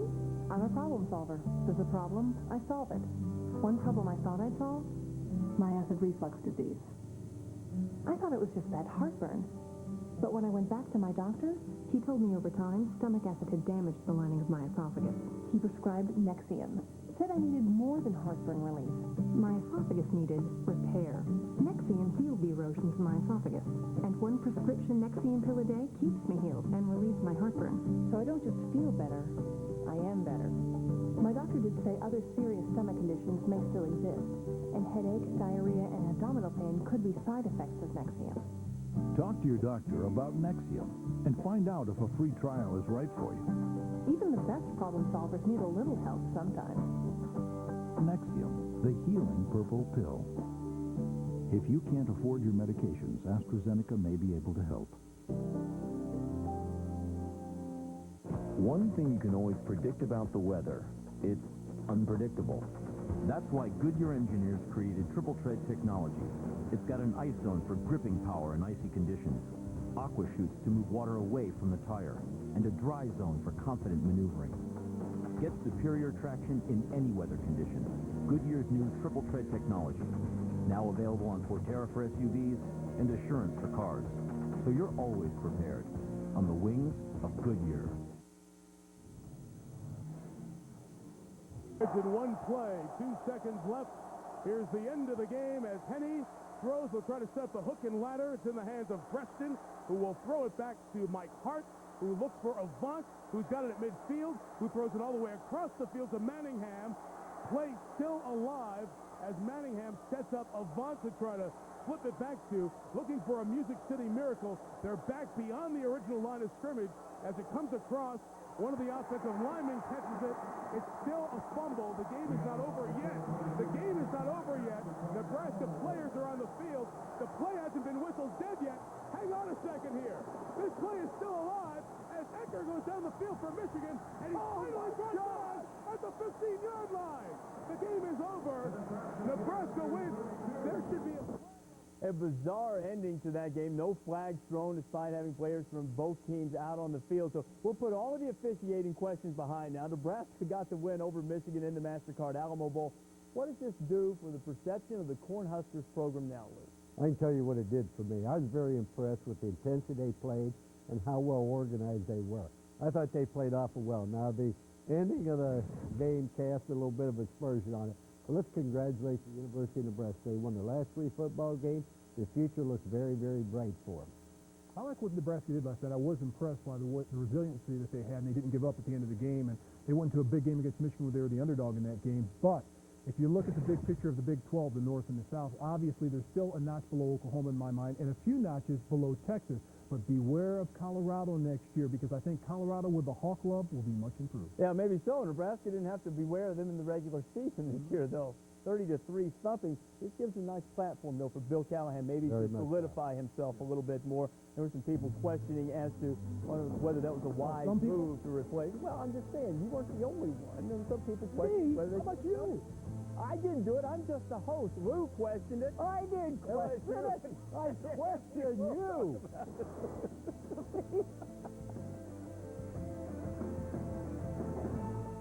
I woke up in the middle of the night, terrified. Someone tried to come in my house. Fortunately, we had an ADT security system. Mrs. Parker, this is ADT. We're receiving an alarm. Are you all right? Yes, we're okay. I'm glad ADT was there, watching out for my family. Don't take chances. Take control of your family's safety with ADT, America's #1 security company. Call now and save up to $200 on ADT protection packages. ADT, always there. Yeah, I've got Vonage. It's great. I get my voicemail messages forwarded to my email, call waiting, three-way calling. None of that stuff costs me extra. Plus, I could use the phone I already had and keep my old number. Not bad for $24.99 a month. Hey, Don. We're not out to change the world, just the way you talk to us. Sign up now and get your first month free. Call 1-888-258-4BON. High-speed internet connection required. You may know about OU athletics, but what do you know about OU academics? Did you know that OU ranks first in the nation per capita in National Merit Scholars enrolled at a public university?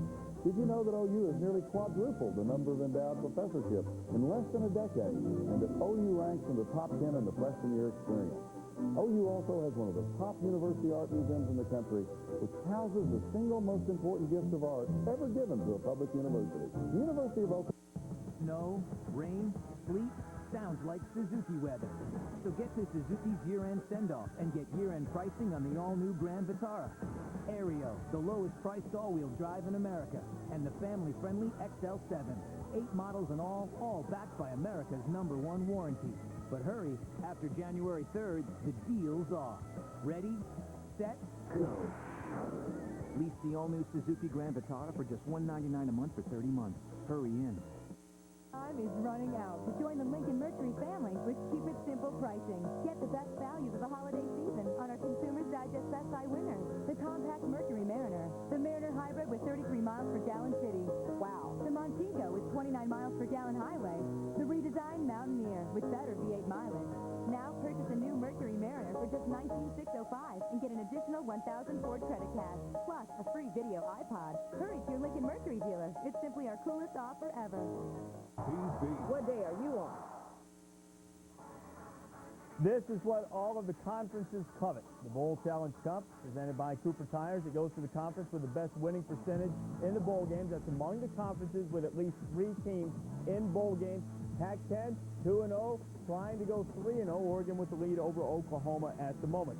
Now, tomorrow night on ESPN, we'll see the Chick-fil-A Peach Bowl. Miami and LSU. The SEC finally gets underway tomorrow as we see some SEC teams playing, and a big challenge for LSU to be without their quarterback. We'll talk about that. But Miami also missing receiver Ryan Moore in this game, Mark. And his replacement will be Devin Hester. He already practiced at the wide receiver position earlier in the week before the suspension. And Devin Hester is the fastest player that Larry Coker has ever coached.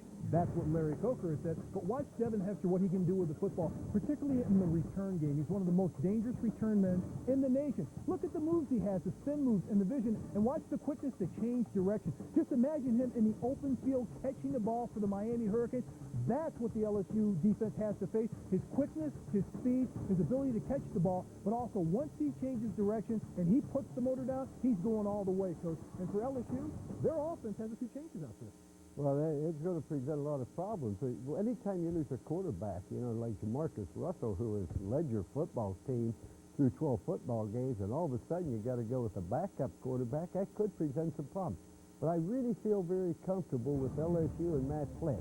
Matt Flynn has an awful lot of confidence, got a very strong arm. He has not played an awful lot, and Jamarcus Russell has had a tremendous year.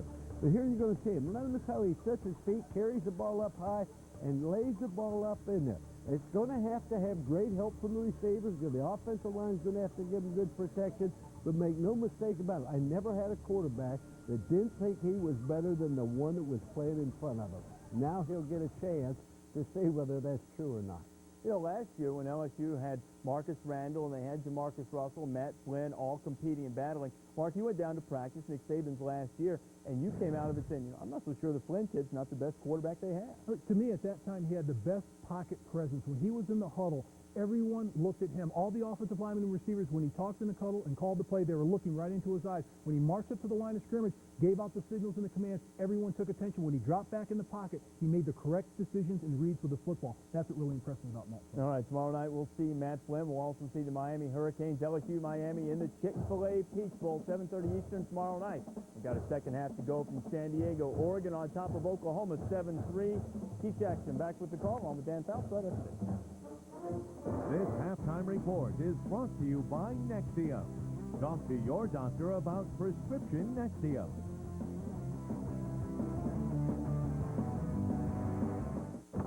Merry Christmas, Grandma, Grandpa. It's August. I used my credit card miles. They blacked out the good week. While we're at it, happy Thanksgiving. Dibs on the drumstick, old man. Oh, and happy birthday. Yippee. Put your Halloween costumes on while Mommy hides Easter eggs. Yeah, you're looking good. Gonna cook that? For easy-to-use rewards, get Capital One no-hassle rewards with no blackouts on any airline anytime.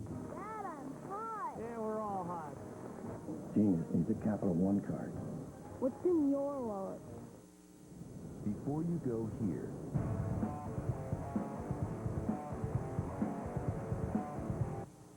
before you attempt this,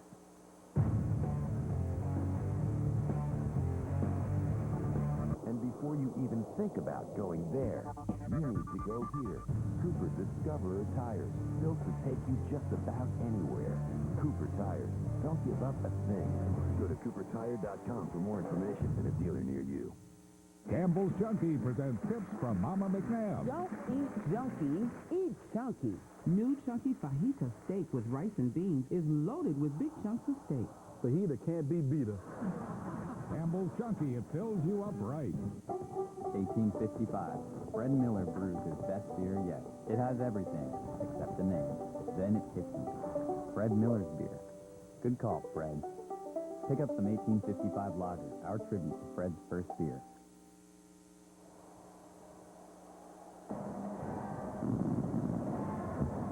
We welcome you back to the Pacific Life Holiday Bowl. Game being played in San Diego between Oregon and Oklahoma. And this was the closing of the halftime show. It was a good one, but I'll tell you what. We mentioned shootout at the start of the telecast. That's it. A lot of fireworks, not offensive fireworks in this ballgame in that first half. In fact, 7-3 is the fewest points each team has scored all season long in the first half. I think that's got something to do with that enormous amount of time that they were off, don't you? Well, normally offenses benefit from the time off because defenses don't get to practice tackling. But the tackling in that first half by both teams was just outstanding. Yeah, well, it's good. The offense was was the one that was missing the click. And the big question, though, will be for Oklahoma, what about Rhett Bomar? Will he be able to go in the second half? And what about Oregon? Todd Harris caught up with Mike Bellotti. The coach said this. Coach, 7-3 at halftime, not a typical Oregon high-powered offense. What do you do to get your offense in track? Well, they're doing a nice job on defense. I think we can be more aggressive. We just have to continue to make sure we keep possession of the football. I'm pleased with the way our defense is playing. We're stopping the run. We just have to be careful of the play-action pass. And, we have to just continue to be aggressive offensively. You've got two. Look at your quarterbacks. Which one has impressed you thus far with a hotter hand? Well, we're going to stay with the rotation system right now. I think Dennis has been the more effective quarterback so far, but I just think it's Brady's turn coming out. We'll give him a series this half, and then we'll decide. Thanks, Coach. Okay. As we went to the halftime break, the Oklahoma quarterback, Rhett Bomar, was dragging his left leg, hurt his knee. Here's Holly Rowe with the report. Well, I talked with Oklahoma coach Bob Stoops at half and said, what's the injury update on Rhett? He said, what injury? He's fine. Checking Rhett as he came out. They have not wrapped the left knee. He looks fine in warm-ups right now, and he's not limping, guys. We'll see if he can continue to go. All right, thank you, Holly. Here we go now with the second half of play. Oregon will kick off. Oklahoma's Reggie Smith and Alan Patrick are waiting to receive it. There's Rhett Bomar on the sideline.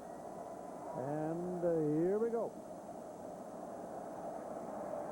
Matt Evanson will kick it away for Oregon. And again, I'm struck by the fact that the wardrobe for the Ducks in this ball game has been rather basic. The kick goes into the corner to Alan Patrick. Found the crack and almost went home. I mean, he was a step away from see you later. Rosario brought him down. And here are the numbers. Our Pacific Life game track. Rough first half for Adrian Peterson. 8 carries for 8 yards. That big loss on a bad handoff. But Oregon defensively with Nata leading the way. And then the injury to Rhett Bomar. Bomar in that first half was 10 out of 18. And Bob Stoops, that certainly looks like a sore left knee to me. Well, Bomar's out there on the field. Under center. And a whistle. Prior to the snap, false start, 70 offense, 5-yard penalty, still first down. But you know one thing about Adrian Peterson, that Stoops is going to give him the ball a number of times here in the second half, and he is especially dangerous in the second half. Look what he did in his last game against Oklahoma State. A school record in the second half against the Cowboys. Yeah, I thought he'd have more touches in the first half than he did. Well, he's got it right here, and he runs right into the middle of that big Oregon defense, and that's a hard place to pick up much yardage. After that false start, the ball now is at the 31-yard line. Now, statistically, we take a look at what has gone on in the first half. Oregon with the edge in total offense. Again, no rushing yards at all for Oklahoma. That's just not Sooner football. Time of possession favors the Ducks, as does the 7-3 scoreboard. And he gives it to Peterson, and Peterson's hit behind the line of scrimmage, and Mr. Peterson meet Mr. Nata. That is a tree that moves. Well, and he fights through a double team here to make this tackle. Check him out right here in the circle. Big number 96. He's a junior, but he's expected by a lot of people to be playing his last game for the Oregon Ducks. And they will miss his presence in the middle of that defense. He's not made a decision yet, but that's the way most people feel. Third down and 12 for Oklahoma. And they've gone to the shotgun. Rhett Bomar getting a little heat, dumps it off to Kawan Jones, and Jones getting some help up the sidelines, but not enough. He gets to the 40, had to go to the 44. It'll be fourth down and for Anthony Trucks leading the tacklers for Oregon. Well-designed screen pass. Oregon's going to run a stunt here between Nata and Devin Long, and Bomar just patiently lets Nata come in and Long and throws the ball to Jones for the gain short, though, of the first down. And Cody Freeby's in the ball game. He has two good punts of 52 and 48. The first one was only 32. Justin Fennessy is waiting for it. The left footer didn't get all of it. Fennessy comes up, makes the catch, and is immediately hit just outside the 25-yard line. Friday, the Capital One bowl week continues with two good ones. You've got South Carolina. Steve Spurrier did a heck of a job this year, and one of the best coaching jobs he's done in recent years. And they will face the Missouri Tigers in the Independence Bowl. Then you've got the Game Day Bowl special presented by Outback Steakhouse at 7:30. You've got a good one. The LSU Tigers and the Miami Hurricanes get after each other in the Chick-fil-A Bowl down in Atlanta. Brady Leaf is in. Mike Abelati said it was his turn to have a series. He takes a low snap, hands it away to Whitehead, and Whitehead will pick up 3 yards. We have seen a number of low snaps in the shotgun formation tonight by both centers. Anoka Lucas, that's about the fourth time that his snap has come up low. You can see Leaf talking to him there. Gets the ball up a little bit higher, please.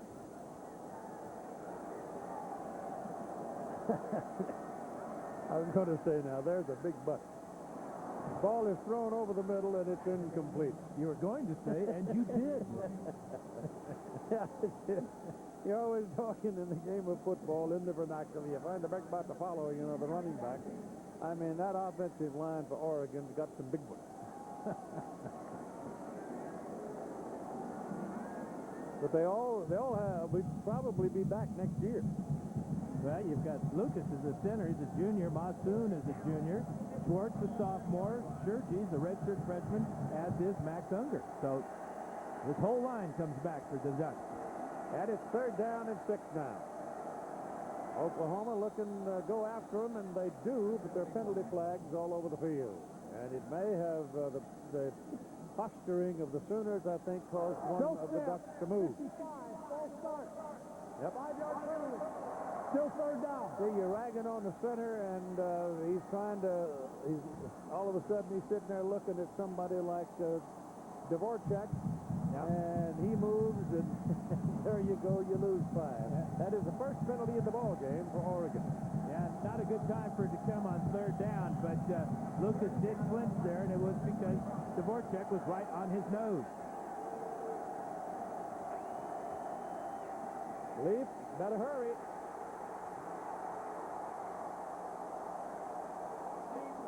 C.J. Ayu gets the sack. Oklahoma comes out playing fast. They didn't do much with it offensively, but the defense certainly stood up. Yeah, this is 3 sacks now in the game for one of the best teams in the nation, sacking the quarterback. C.J. Ayu, who played for Gary Croden, the Oregon offensive coordinator, when they were both at BYU, celebrating that sack. And the Oregon Ducks are going to have to punt it. The punter standing back at about the 2. He'll hit it up around the 6. Just got it out, but he got it out. And it bounces, takes a good gravy bounce right to the Oklahoma returner, Rankins. And Rankins will come back up around midfield before he's knocked out of bounds. So Oregon gets very deep in trouble, and Oklahoma gets very good field position after the punt.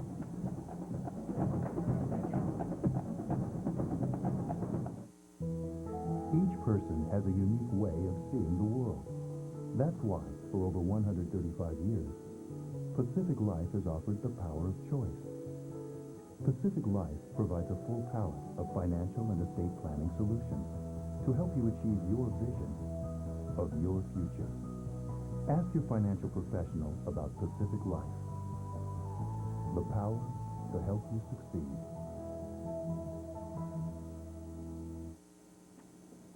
See you tonight. Okay.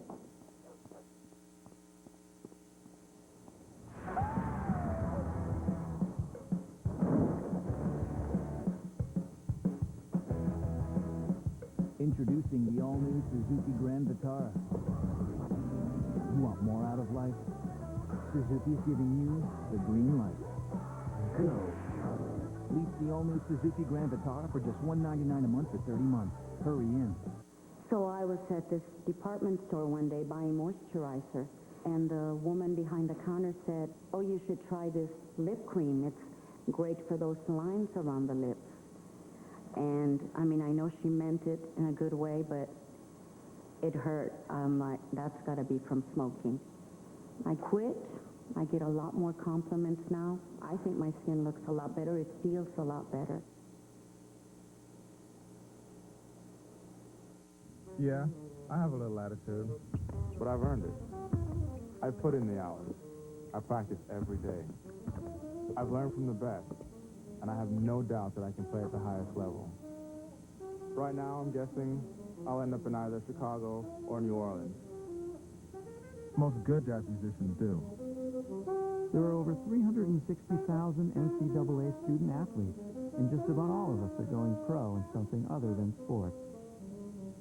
Georgia, West Virginia, the Nokia Sugar Bowl, Monday on ABC. Welcome back to the Pacific Life Holiday Bowl. There's more action ahead in the second half of the game as the Ducks and the Sooners continue the battle for the 2005 Pacific Life Holiday Bowl Championship.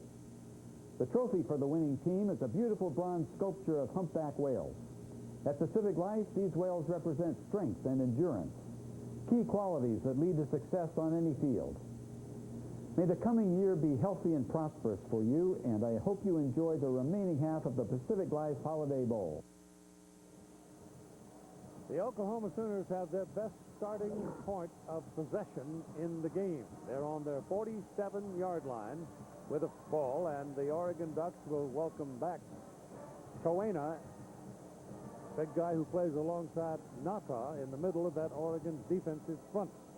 Coena left, and Matt Coena, they couldn't get to the shoulder to see if what they could see or feel without taking off the shirt, because those offensive linemen wear those tight shirts to keep the defensive guys are holding them. And they had to take him into the clubhouse, but he's out there. And this man will get a lot of carries, you can bet, in the second half. Just 10 carries so far. Boy, look at those numbers. There's a zero missing there somewhere, isn't there? Here he goes. And the tackle is made by Patrick Chung. The pickup on the play, 3 yards. Yeah, against the Cowboys of Oklahoma State, Peterson reminded everyone how good he is when he's healthy. This run here was a career-long 84-yarder in the third quarter. And he came back in the fourth quarter, backed that up with a 71-yard sprint, 237 yards rushing in his last game, and a huge second half. Stay tuned.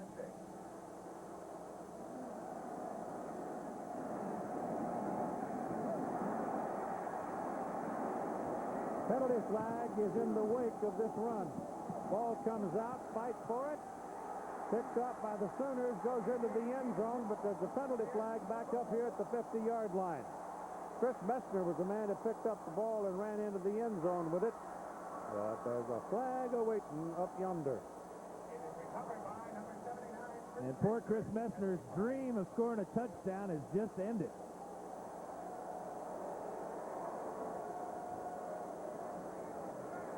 Flag was thrown as the Sooners ran away from Nata and Long. And one of them was caught. 10 yards. Spot foul. Still second down. And Adrian Peterson may have injured his hand on that punch-out by Justin Finnessy. There's Finnessy, 31, trying to get Peterson out of bounds. Look at the strength of Peterson.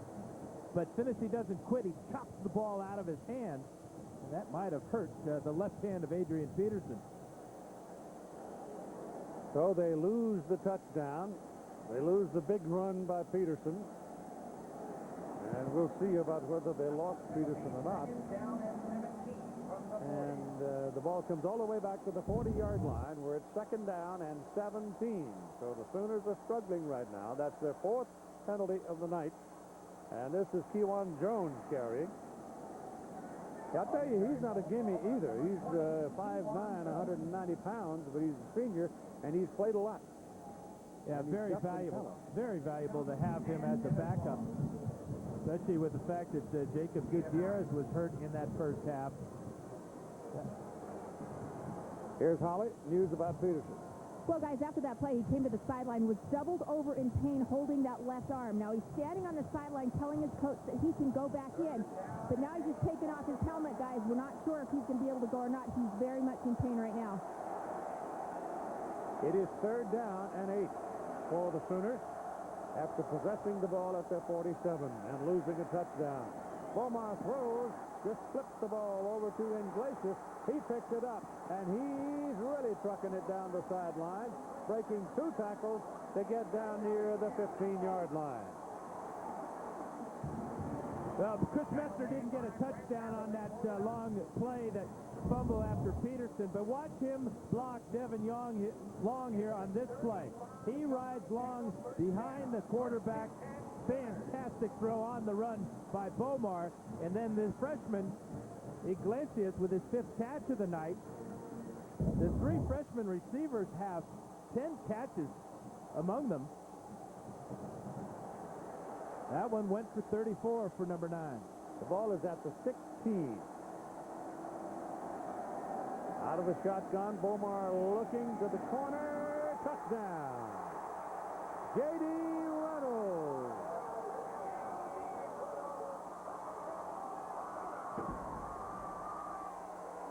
Great pass protection for Beaumont. In fact, his offensive line's done a great job tonight, not giving up any sacks. And only 3 in the last 4.5 games. As Beaumont's able to step up in the pocket, find Reynolds on the wheel route against the linebacker. Messner with another good job on Long, and a perfect strike as Reynolds catches his 5th career touchdown pass. The extra point try by Hartley.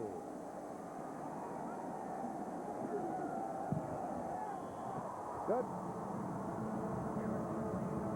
And the Oklahoma Sooners have their first lead since they led 3-0. They now go on top in the 3rd quarter with 9:20 to play by a score of 10-7.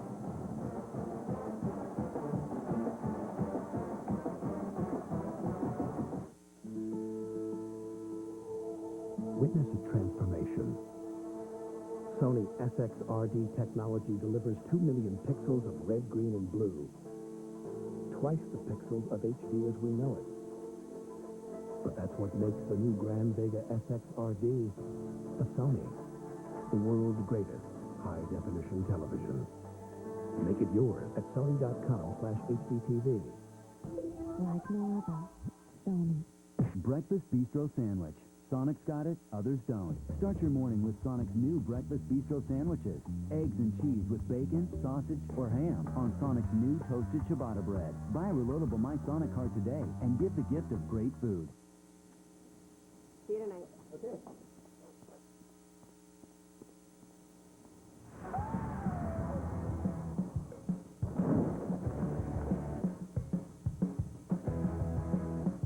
Introducing the all-new Suzuki Grand Vitara.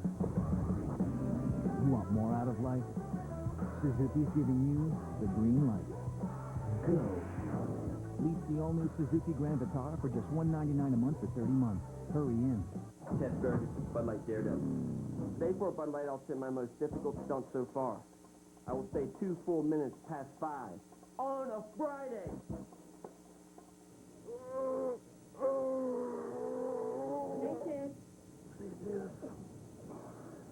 Hey, Kai!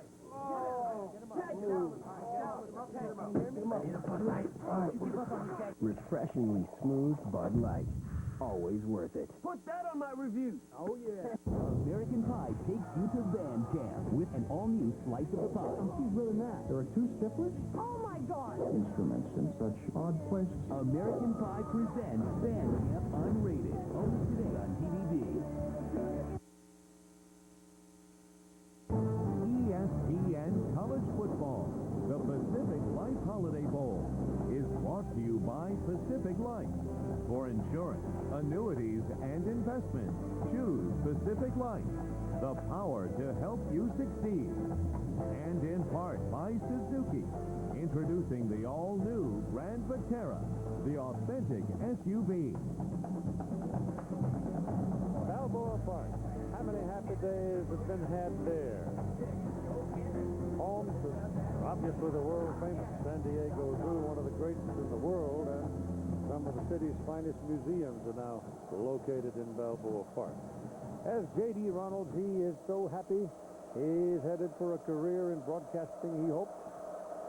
Already got plans to go to work in the radio, which I highly applaud. It's a good place to start. From the 18-yard line, it's Jonathan Stewart, the big freshman running back. And now here's Hollywood news about Adrian Peterson. Well, guys, this is a very bizarre injury that just occurred. Adrian Peterson was on the sideline when that touchdown occurred. He jumped up in celebration, and his head hit into the back of his teammate Manuel Johnson's helmet. He's cut open his forehead. Right now, they've got him laying down on the bench, and it looks like they may even be trying to give him some stitches right now, guys. But blood pouring from his forehead after an unfortunate injury during the celebration on the touchdown. Thank you. Dennis Dixon is the quarterback. Whitehead's back there with him. Dixon looking to throw. Gets it away. Ball completed to Whitehead. Whitehead just ran up a hole in the middle. Got free in the secondary. Made the catch. Moved the chains. 11 yards. Whitehead does a lot of that, catching the ball out of the backfield. Second leading receiver for the Ducks tonight. And third on the season. Just barely picked up the first down. 10-7. The Sooners have regained the lead after taking 3-0 lead in the first quarter. Had a little trouble picking up the ball. Here's Todd. All right, Keith, I'm with Coach Kellen Clemens, the pride of Burns, Oregon. Kellen, unfortunate year for you. You go out in the Arizona game, but now you take the role as a quarterback coach or assistant. We've seen both quarterbacks tonight. Give us your assessment. You know, we're not doing too bad. We've got a lot of mistakes right now with some snaps, some low snaps, and missed some guys. But, you know, all in all, down 3 now. I got to like our chances coming back, though. On those low slaps, do you go to your center and say, hey, you got to get him up, or is this just the problem he's having mechanically? Yeah, well, and it's too bad because we just had another one, but we had a discussion after that last series saying, hey, we got to get the snap count right. It's got to be corrected or we're in trouble. Thanks, Kellen. Yeah. Illegal shift was a penalty flag on the last play, and the big problem here is getting buried by the Oklahoma defense. Here's Terrence Whitehead being taken down behind the line of scrimmage. And here again is Reese Davis. All right, Keith, SportsCenter 30-30 update. Tony Dungy back with the Colts. He will coach in the regular season finale against the Cardinals on Sunday, turning the team just a week after his son's death. And A.J. Nicholson, Florida State linebacker, sent home by Bobby Bowden. Police in Hollywood, Florida, investigating an alleged sexual assault. SportsCenter after the game, ESPN News, always on. Ball is right on the 30-yard line now, third down and 19.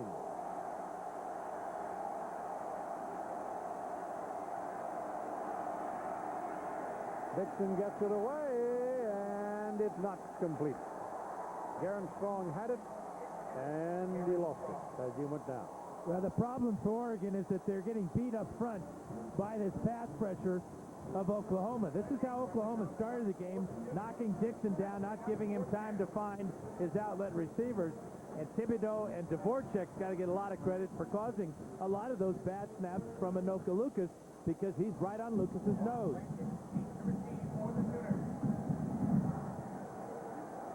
Well, the Oregon O-line needs to hunker down. It's up to them to stop it. Yep.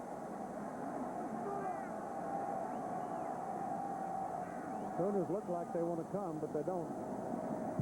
Kicks away. It's a low kick by Dragic.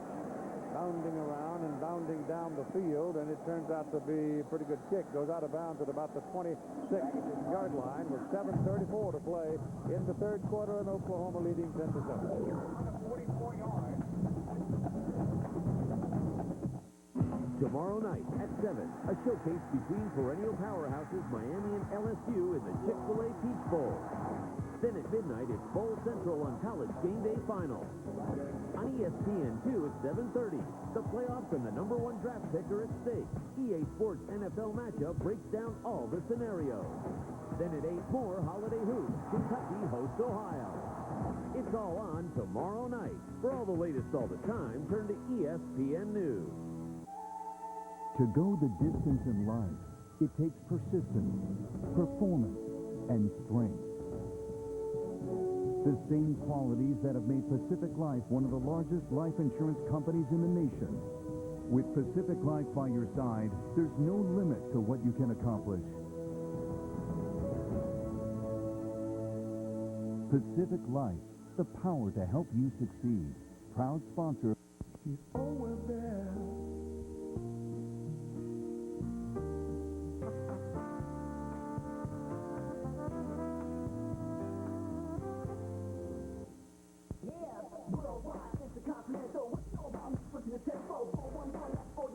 As you can see, Comcast high-speed internet is way faster than DSL and dial-up. And for a limited time, you can get 6 months of service for just $19.99 a month. To order, call 1-888-COMCAST or visit your local retailer.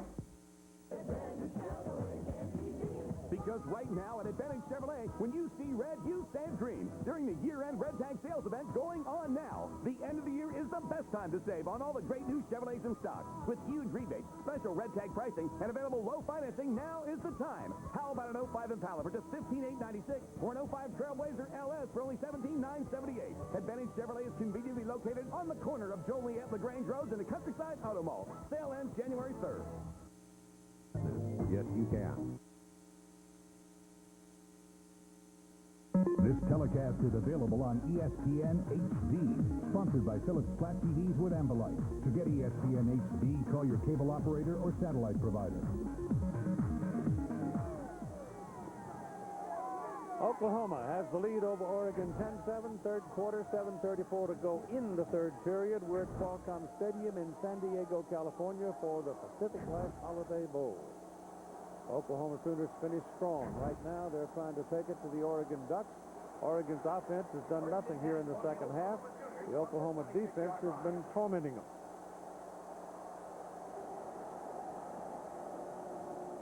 Bomar, the quarterback, hands the ball away to Kewan Jones, and there was a sound you could hear all the way to La Jolla as Blair Phillips came over and leveled him. And Adrian Peterson is up and about with a bandage on his head.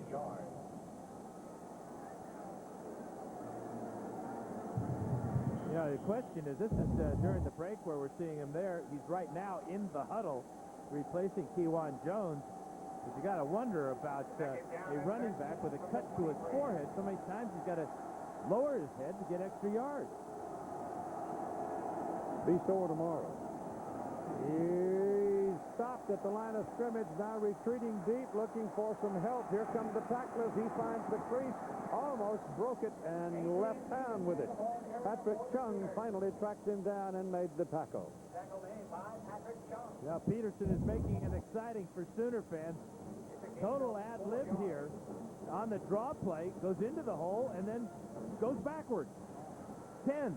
About 15 yards he retreats, and as you said, Keith, right here, if Chung doesn't make this tackle, he might have gone all the way. And he comes out. Jones is back in. It is third down and 8. Bomar with a lot of time. Now gets some heat, takes a wallop, and he's down on the field. He took a wallop from Coena, but he gets up, and the pass thrown up the field with good accuracy to Manuel Johnson, and it's good for a first down. Let's take a look at that big hit by Matt Coena. Number 45 is going to come right here, and he's just going to flatten Bomar. Look at that catch on the outside. It's Manuel Johnson with another big catch. That's a freshman from Gilmer, Texas. And Peterson comes back onto the field and goes in as the deep back. And Coena is out of the lineup for the moment. He ran into one of his own men, but keeps his feet and gets to the outside, and now you may get a face mask here. It looks, I guess not. Justin Fennessy But the hook grabbed him around the head and got the shoulder pad, I guess, and took him down. But that'll be a first down. You can see just how determined Adrian Peterson is to try to break a long one here. Great balance there. Tennessee will come over and got him around the shoulder pad underneath the face mask, Keith. Yep. Watch his left hand go right under the face mask, legal tackle, and bring Peterson down. Boy, you talk about strength. That's one strong defensive back. Ball is at the 43 now on the Oregon side of the field. And a penalty flag is thrown on the far side. The pass is thrown out of bounds, it appeared.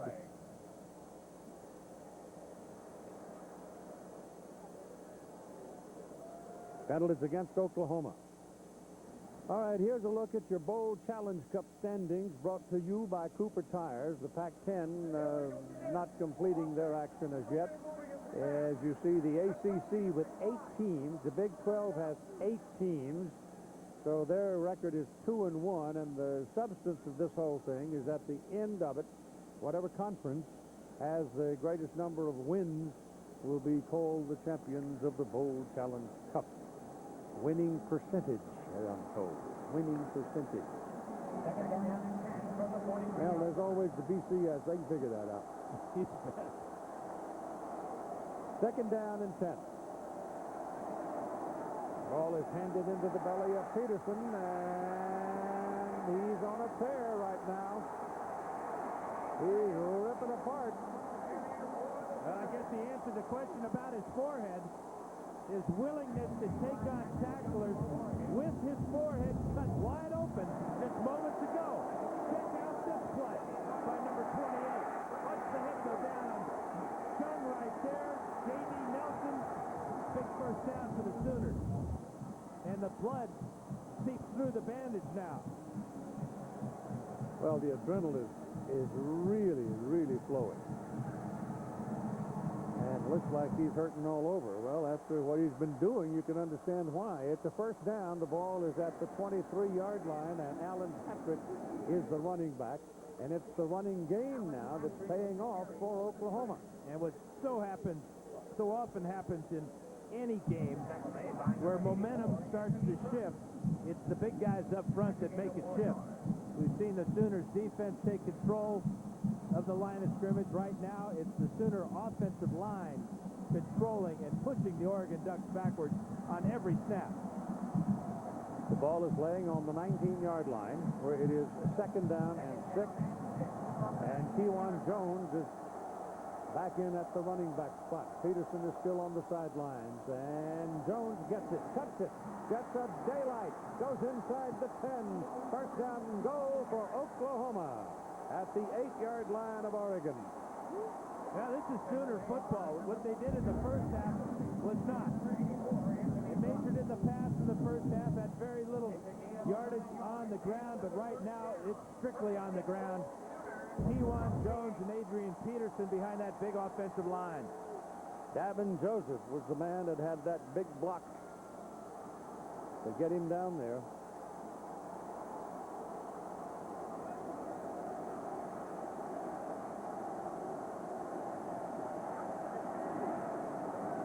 It's Jones. It's touchdown.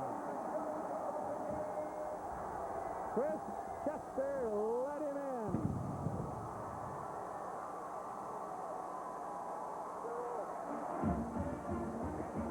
It's almost as if the Oklahoma offensive line was mad that Chris Messner's touchdown was taken away from one of their brothers. Because they have just dominated that offensive line. Chester with a huge block there as Kewan Jones went in virtually untouched. Hartley for the point. The hole by McEachern.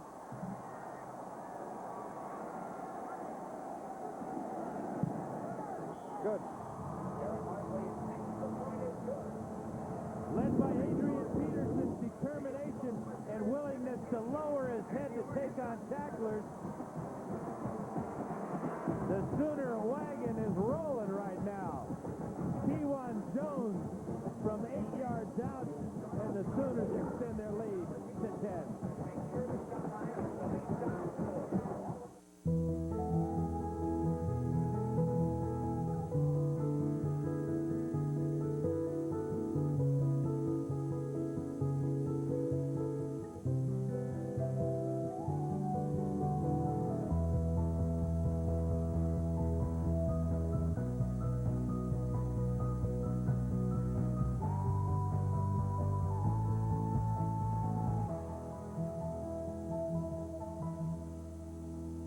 People everywhere are experiencing a breakthrough. Fullness from a value menu. No one's going anywhere until you tell me who's full. Me too. New to the Big Bow value menu, the half-pound cheesy bean and rice burrito. Loaded with 3 cheeses, fiesta sauce, and a cheesy, zesty kick. Designed to keep your stomach and your wallet full. Number 3. If I'm a new cheesy bean and rice burrito, you are Full. oh my. To get full-on value, think outside the bun. Ooh, you okay? It's this arthritis pain. Arthritis pain? Try my Aleve. People with arthritis are sharing their good news. Oh, honey, you've got to try this Aleve. Good news about the strength and safety of Aleve. Try my Aleve, Mom. It's amazing. Only Aleve has the strength to stop arthritis pain all day with just 2 pills. That would take 8 Tylenol. Aleve, that's good news you'll want to share. And for powerful cold relief, find Aleve Cold and Sinus at the pharmacy if it's not on the shelf. See you tonight. Okay.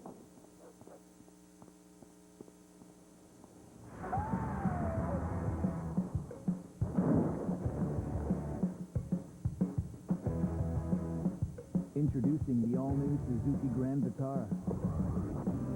You want more out of life? Suzuki's giving you the green light. Go. Lease the all-new Suzuki Grand Vitara for just $199 a month for 30 months. Hurry in.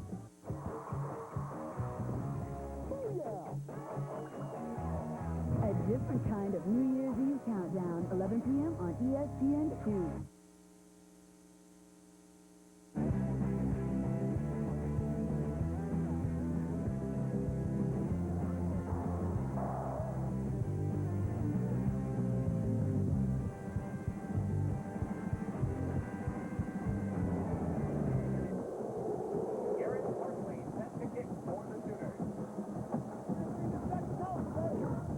Pacific Life Holiday Bowl.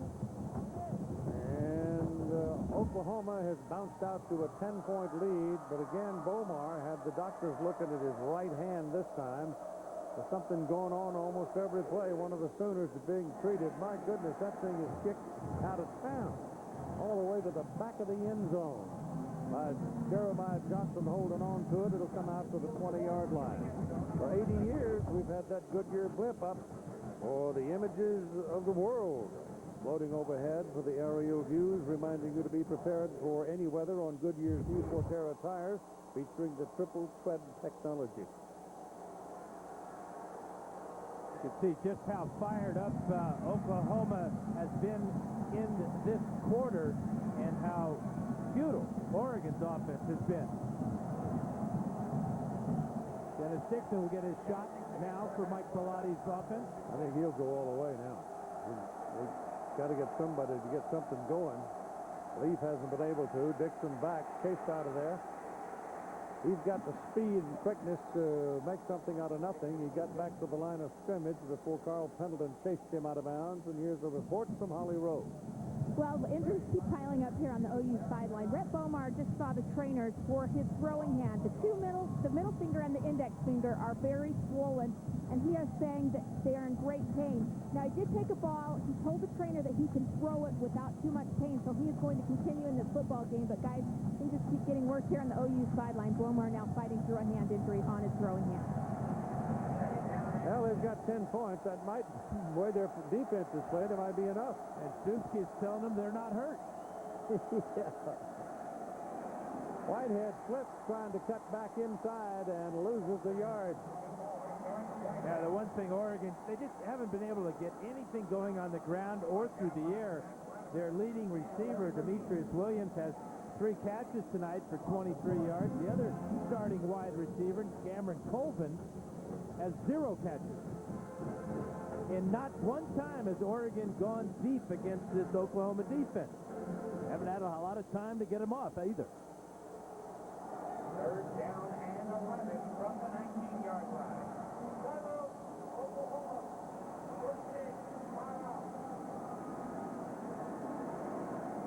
Time called, and it goes against the Sooners, and Bob Stoops is upset at somebody for somebody being, I think, the 12th man on the field, maybe. Here's Koch.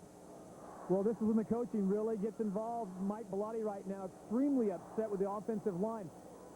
You know, earlier this week, Pete Carroll of USC got a contract extension, so he's one of the coaches. And, Dan, we've talked about this. There could be as many as 7 vacancies in the NFL. And, of course, Mike Bellotti at 10-1, his name always seems to come up. But in talking to him, he said, my goal is to win a national championship at the University of Oregon. And until I do that, I really have no interest. So Mike Bellotti right now is saying that he is staying put in Eugene, but right now he is giving it to his offense. Steve? Pretty good quality of life living in Eugene. And his immediate goal is to pick up a first down.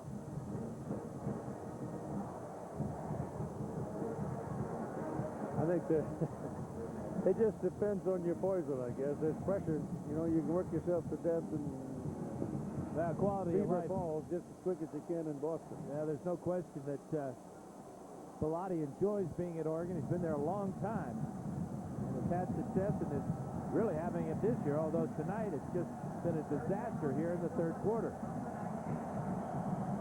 Well, the Sooners came out hard and fast, and even though they didn't do anything in their first possession, they set the tone with their defense, and from then on they have dominated this third quarter and scored to take a 10-point lead. 2 touchdowns. This is Dixon having all kinds of trouble. And again, they're just running over the Oregon offensive line. C.J. Ayu with that sack.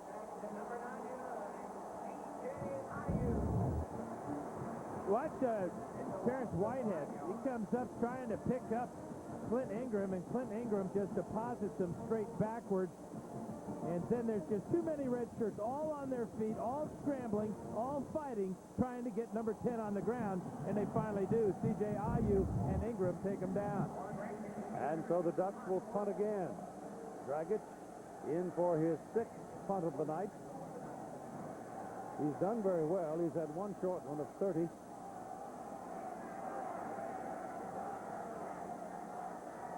He'll hit it about the 4-yard line. Low kick, got some room for the return. It's Juan Rankin. Juwan breaking to the outside. Ran right by number 91, but there's a penalty flag thrown back at the 43. Look out for the push in the back. Could be holding on D.J. Wolf. That was a terrible punt by Dragic. That didn't get but 20 yards off the ground. But it's going to come back. The good return by Rankins will come back because of the holding.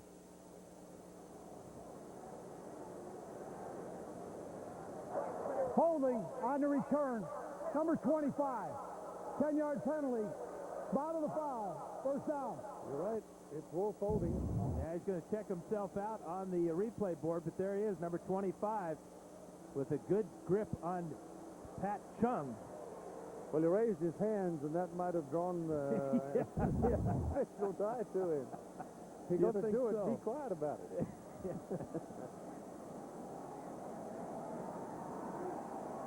So here comes the Sooner offense now as they move back a little bit. They've still got great starting point at the 47-yard line. 1 minute and 39 seconds to go in the third quarter, and it's been a nightmare for Oregon. Sooners with 2 touchdowns, a 10-point lead. Peterson checks in the backfield, and he gets the ball. Goes to the left side, nothing over there. Comes back this way, not much here, but he'll take it. He gained 3. Paul Pettigar leads Fresno State against the Tulsa Golden Hurricane in a meeting of 2 teams that average over 30 points a ball game. The AutoZone Liberty Bowl, part of Capital One Bowl Week on ESPN, Saturday at 1 Eastern. Fresno State Tulsa will also be seen in sparkling high definition on ESPN HD. And Oregon will tell you just how good Fresno State is. They feel that that's the second-best team to SC that they played all year. Southern California would vote that way, too, probably. In fact, they all said it was the toughest team they played. It's hard to imagine. And then suddenly they remembered Notre Dame. Malcolm Kelly makes that catch and goes out of bounds, but he's got 11 yards on the play, and it's the first down. You got to give Kevin Wilson, the new offensive coordinator, a lot of credit for being very balanced, especially in the second half. They threw the ball well in the first half. They're running it well in the second half. But being balanced doesn't mean running the same amount of times as you throw it. It just means doing what we want to do when we want to do it. And that's exactly what Wilson's getting now. Ball on the 42. Keon Jones And Kiwan goes about 3.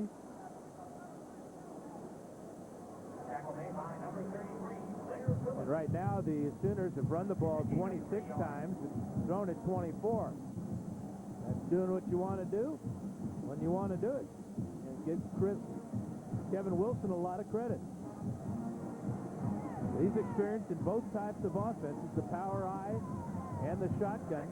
The spread offense, and Bomar likes the spread offense. It's what he ran in high school down in Texas. Adrian Peterson's back on the field.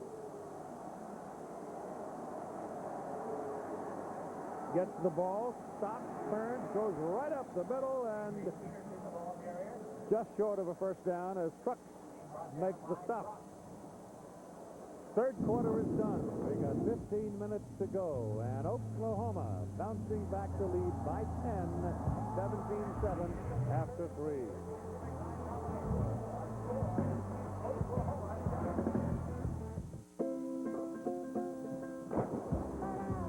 At Petco, we really love pets. There isn't anything we won't do to make sure they're getting the best products and the best care. So when you ask us a question like, Do the striped ones get along with the gold ones? we can say from experience, We got along great. I mean, yes, they do. Petco, where the pets go. During our annual aquatic sale, Pals members save $30 on the Aquatic Garden Boat Run Aquarium Kit. Toyotathon is back. For 27 years, it's been the greatest time to buy the Toyota you're looking for. Quality, selection, value. You'll find it in every car, truck, and SUV we build. While you're at Toyotathon, check out Corolla, one of 7 different Toyotas with EPA city or highway ratings of 30 miles per gallon or more. Along with Highlander Hybrid, powered by Hybrid Synergy Drive. Just like the cutting-edge Prius, the place is your Toyota dealer. The time is now. Treat yourself.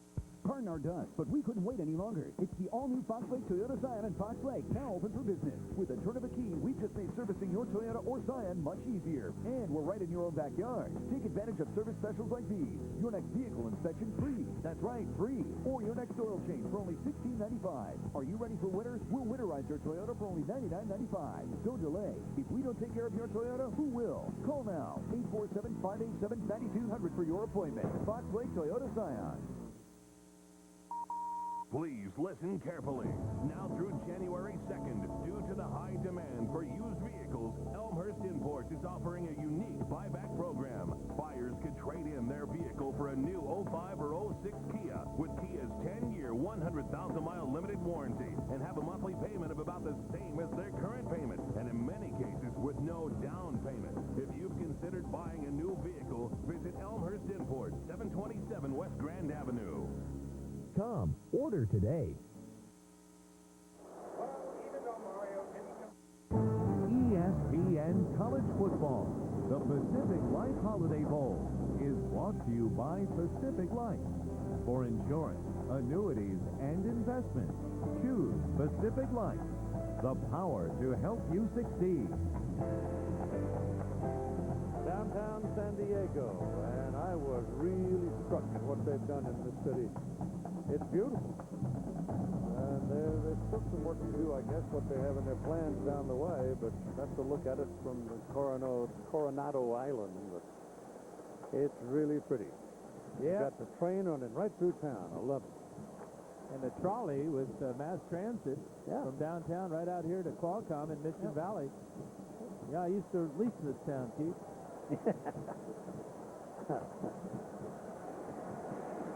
They don't have anybody running into the trains down here, but we got them running into the buses up in Los Angeles. I don't know. All right, here we go. It's third down and one. And the ball is on the 33-yard line, and they go back to Adrian Peterson, who's come back in the ball game, and he slashes to the 30 and has the first down. Time for our Pacific Life game track. Adrian Peterson now has 9 carries for 54 yards here in the second half and a bloody forehead. J.D. Reynolds caught the 17-yard pass from Rhett Bomar, put it up 10-7 for the Sooners. And then Kewan Jones from 8 yards out, 17-7. Oklahoma in the third quarter outgained Oregon 169 to -9. Wow. That is a wow. Jones is in there. Peterson out for a little more rest, and Bomar keeps the ball, rolls out, throws on the run, pass complete to Kelly. Kelly is brought down by Tennessee, but it's going to be very close to another first down. Now, it is a first down. I don't know if Bob Stoops is a base healer or not. He's got a Haloti Natas down on the field for Oregon. It's like he got his knee rolled up on, but Bomar with the bad right hand continues to throw strikes. They really feel that Malcolm Kelly's going to be a star for the Sooners at 6'4", 204, just a freshman. Good speed, good hands.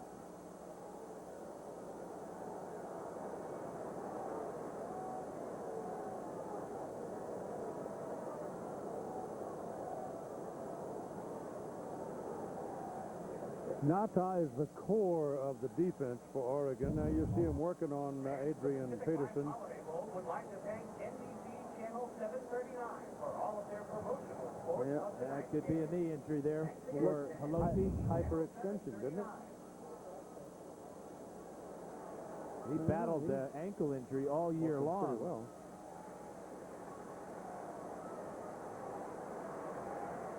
Well, I think everybody anticipates, so he is not confirmed, but he's almost said that he's going to professional football because he wants to help his family. He's quite a fellow. He's fun to sit down and visit with him. He's an interesting young man. Big, interesting young man. Adrian Peterson is back in there. He's got the ball coming this way. He runs over one tackler and goes out of bounds at about the 3. Maybe they're trying to put him at the 5.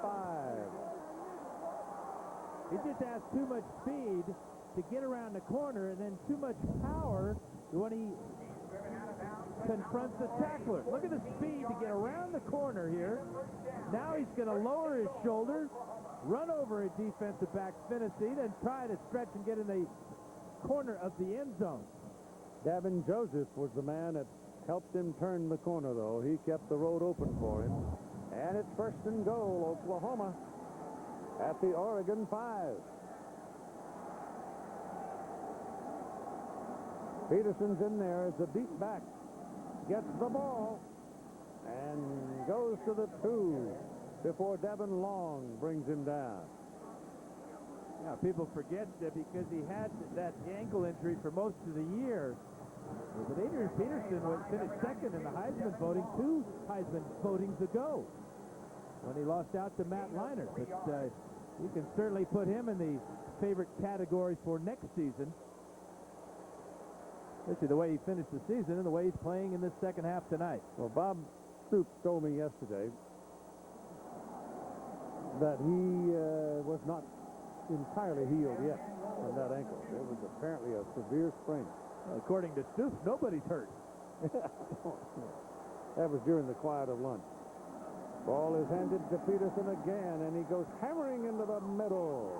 He lost the ball. Fumbled the ball, and Oregon claiming they've got it. He was stretching for the end zone, and Trucks came away with it. I don't think the officials have agreed with that verdict yet. Now, Trucks ripped the ball out of his hands as he was trying to break the plane with the ball. The ruling on the field, the runner was knocked down. On bodies of players, fumbled the ball. First down. He definitely was knocked down. He was on top of the stack, and as he reached the ball for the goal line, Dan's right, Trucks took it away from him. That's the third fumble recovery for Trucks. This is a gift from Adrian Peterson. Too far away from the goal line to stretch out and try to break the plane. Stoops claiming he was down. Officials saw it differently. He was rolled up on top of people. What a big break for the Ducks. Could have been a real killer right there. He's called timeout. Bob has. Timeout. Oklahoma. Second team timeout. At college football, you know, you don't have a red flag to throw. And risk a timeout. You're at the mercy of the officials. Hello to everybody watching on ESPN from beautiful San Diego. I'm Mayor Jerry Sanders, and I'd like to offer a warm welcome to the Oklahoma Sooners and the Oregon Ducks to the Pacific Life Holiday Bowl. To those watching tonight's event, I invite you to visit San Diego's beaches, SeaWorld, the world-famous San Diego Zoo, the Gas Lamp Quarter, and historic Old Town. Come and experience America's best weather and take advantage of everything San Diego, America's finest city, has to offer. Thank you. It's over. Done. We nailed it. Real Coke taste with 0 calories. And now, before I lock up the secret formula, I'd like to share it with you.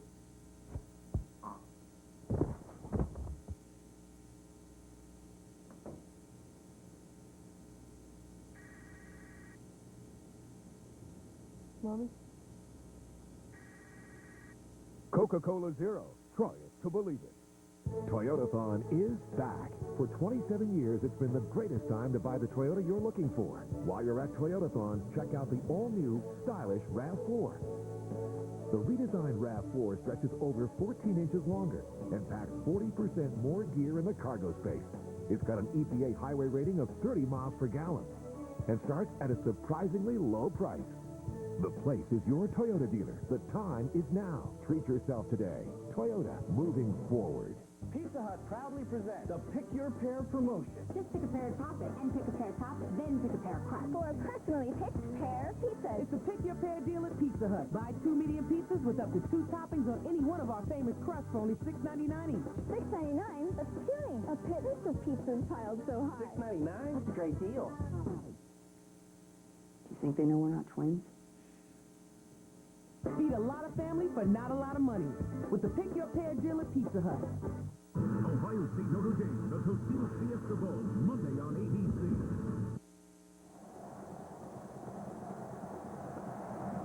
While you're watching the replay of what we just saw with Peterson at the goal line, Holly Rowe was listening, and she says, well, William Lamagna, the referee, just had a lengthy conversation with Bob Stoops and says, look, Bob, he was on top of bodies while he was stretching the ball out. So even though it looks like he was down, his knee never hit the playing surface or the field. He was laying on top of people. He had a lengthy conversation with Stoops. Stoops seemed satisfied with it, walked away, and just shook his head. And it's Oregon's ball, first down at the 1-yard line. Dixon is under center. Dvorak looking right at the center. Pitch it back to Dixon. He throws it deep. And there are 2 Sooners covering the man going deep, Demetrius Williams. And the pass is incomplete. Holy cow. You know, Dixon almost stepped out of the end zone. Yes, he did. He was about a foot and a half from stepping on the back line for a safety. We're talking about pulling out of the hat here. Look at how close he is. And he takes a big hit from C.J. Ayu. Ayu has 2 sacks on the night already as Dixon unloads it as far as he possibly can.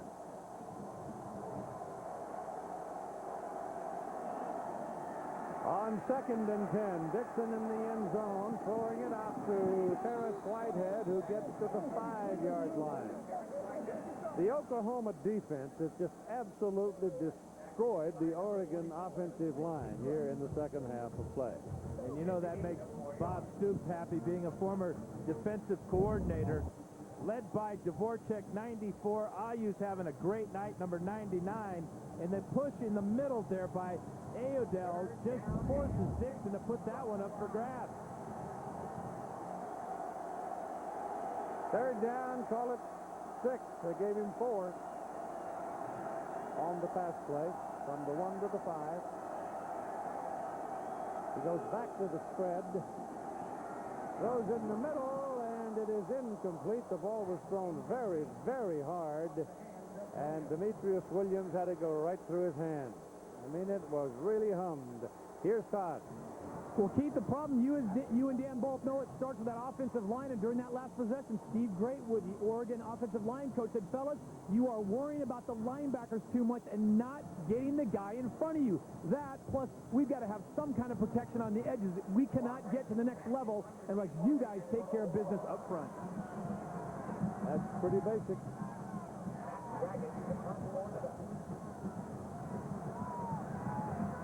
Goes back to that old formula. The fancy halfback needs the big uglies up front to do it. That's a pretty good kick. It runs the receiver all the way back to the 44-yard line. Jawan Rankin. Rankin is still searching for running room and finding a little bit as he wiggles his way down the field. That's a heck of a return.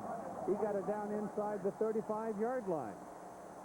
That's a 50-yard punt and a 21-yard return by Jawan Rankin. Capital One Bowl Week, two great games on ESPN, South Carolina and Missouri in the Independence Bowl. Then you've got at 7:30 Eastern, two of the top 10 ranked teams of the country banging heads. That'll be Miami, LSU in the Chick-fil-A Peach Bowl. And in the middle, you've got the College Game Day Bowl special presented by Outback Steakhouse. Huge defensive series for Oregon. They got kind of lucky the last time when they ripped the ball away from Peterson on the 1-yard line. Great field position one more time for the Sooners. Nata's not in there now, remember. He has not returned to the ball game since leaving with an injured knee. And his replacement, David Fa'atete, with the play that time, number 90. Well, he's not a bargain either. He's a 300-pounder. Here's Todd. Well, Haloti Ngata is on the sideline. They were putting through a series of drills, working the knee. It does not look like it's a major injury, but it's just catching on him. So they've got it on a big bag of ice, because that's what you need for Haloti Ngata. He is now on the bench with the leg propped up. Ice does not look like he's coming back anytime soon.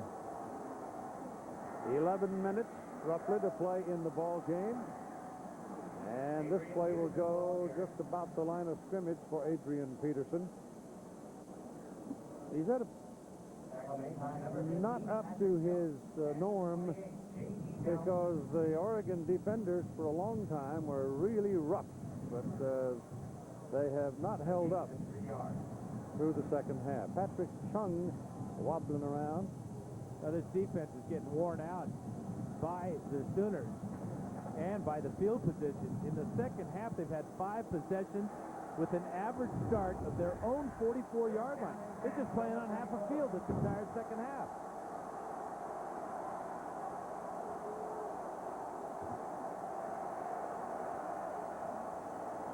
Bomar dropping back, trying to set up something for Peterson, but he couldn't get the screen set up as Oregon's defense knocked down the ring of blockers, and he threw it in the ground.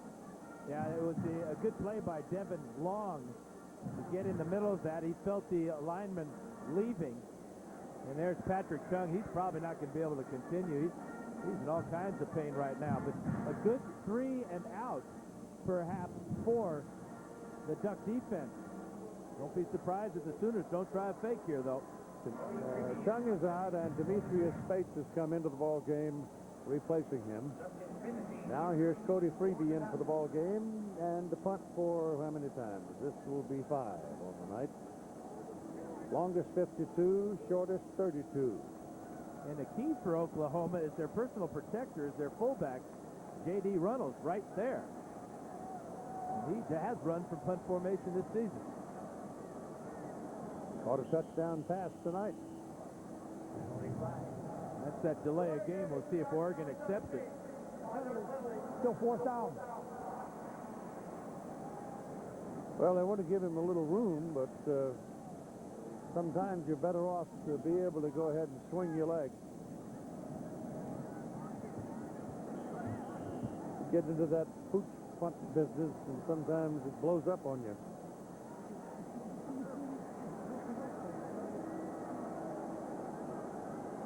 Justin Tennessee is the man waiting for Oregon, and I don't know if they might take another 5-yarder. Well, snap it. He tries to kick it very high and does. Now let's see what happens to the bounce. Well, it's caught by Tennessee down at, what, about the 9-10 yard line. So they don't have much in the way of field position again. What does the future hold? Will you have the choices to make your world better? To live the life you dream of? At Pacific Life, planning for a better tomorrow is what we're all about. That's why for over 135 years, Pacific Life has offered millions of people a world of financial solutions to help them live well now and plan well for the future. Ask your financial professional about Pacific Life, the power to help you succeed. Toyotathon is back. For 27 years, it's been the greatest time to buy the Toyota you're looking for. Quality, selection, value. You'll find it in every car, truck, and SUV we build. While you're at Toyotathon, check out Corolla, one of 7 different Toyotas with EPA city or highway ratings of 30 miles per gallon or more, along with Highlander Hybrid, powered by Hybrid Synergy Drive. Just like the cutting-edge Prius, the place is your Toyota dealer. The time is now. Treat yourself today. Toyota, moving forward. 8 million American men have diabetes. 29 million have high blood pressure. 50 million have high cholesterol. Many men with these medical conditions have one thing in common. Their love life just isn't what it used to be. If this sounds like you, call 1-800-985-1970 or go to mensfacts.com for your free Men's Facts Kit. You'll get a booklet about how diabetes, high blood pressure, or high cholesterol may lead to a medical condition that could affect your love life. Plus, you'll get tips to help you talk to your doctor and learn about a medicine that can help. If you have diabetes, high blood pressure, or high cholesterol, your love life could be affected. So get the facts. Call 1-800-985-1970 or visit mensfacts.com. You'll be glad you did. Call 1-800-985-1970 or visit mensfacts.com today.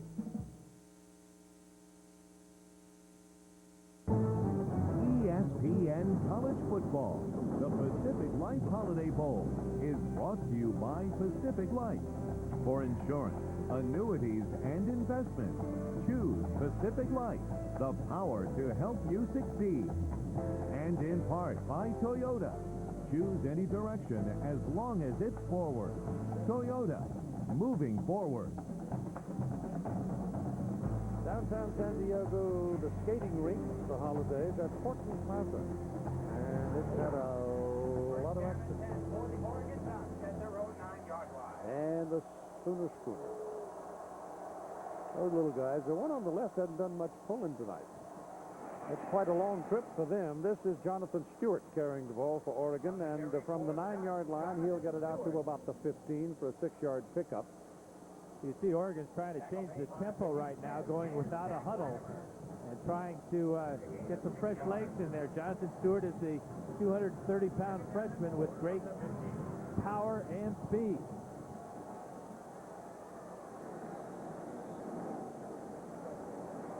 Tim Day, the tight end. Number 85, Tim Day. Cut short of the first down. Touchdown by number 1, Reggie Smith. 3rd down and about a yard. It's a gain of 3. 3rd down and 1 from the 18. Day's a big guy, 6'4", 260. Takes up a lot of space. Here's Dixon throwing the ball to the sideline. Too high. And D.J. Wolf was all over Demetrius Williams. If it had been a perfect pass, I'm not sure that he could have caught it, because Wolf was in his shirt. And it's another 3 plays and out for the Oregon offense, as the field position has been very bad here in the 4th quarter. They started the last drive on the 1, this one on the 9, and still unable to pick up a first down. Well, and what? That'll make it 5 possessions now. They've done very little.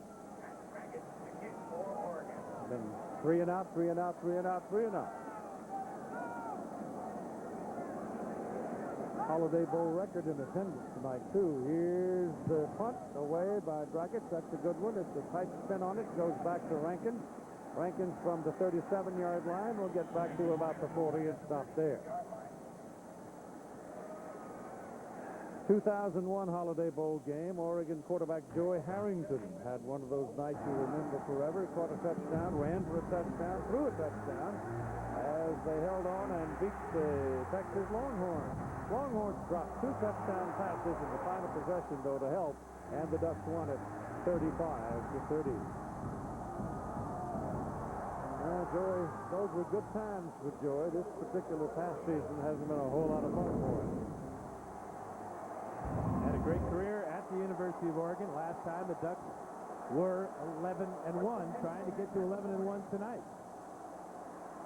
Out the middle on the play, the ball is handed to Peterson, who's been in and out much of the second half, and when he's been in, he's been a holy terror. He is the one, as much as anybody, who has triggered what has happened as Texas has ran off 14 points, 2 touchdowns in the third quarter to take a 17-7 lead. Yeah, he's really led by example tonight in the second half with some of the most creative runs you'll ever see, just refusing to go down, refusing the hole, trying to find something. They just picked up this entire Sooner offense. Bomar's pass thrown to the sidelines, and the pass is caught by Malcolm Kelly. Malcolm Kelly's had a big night, too, for Oklahoma. This is the way Oklahoma finished the season, though, boy. I tell you, they played some tough football the last 6 games, and I'm still not sure about what that Texas Tech game that wasn't the phantom touchdown. Because the longer you look at it, the more you doubt it. And you know what, Keith? I think we might just take another look at it, too. Otherwise, they'd want to run off for 6 in a row to finish the season, which would have put them at 8-3. Well, they had a disappointing postseason last year when they lost to SC in the title game, but they look like they want to be contenders next year off of tonight's performance. Deep. Incomplete, intended for Kelly. Covering on the play was Aaron Gibson, and again, Gibson was running the pattern. Well, Keith, you asked for it. Here it is. Did he or didn't he? Torian Henderson of Texas Tech was awarded this touchdown on the last play of the game against Oklahoma. Tech players calling for the touchdown signal, and they get it. And the whole town of Lubbock goes crazy. Cougar fans don't want to see this bad call again, but here it is, slow-mo. Henderson's down, stretches the ball over as the Red Raiders get the call and the win. That was OU's only loss in their last 6 games. You never know what'll happen until you try. Timeout, Oklahoma.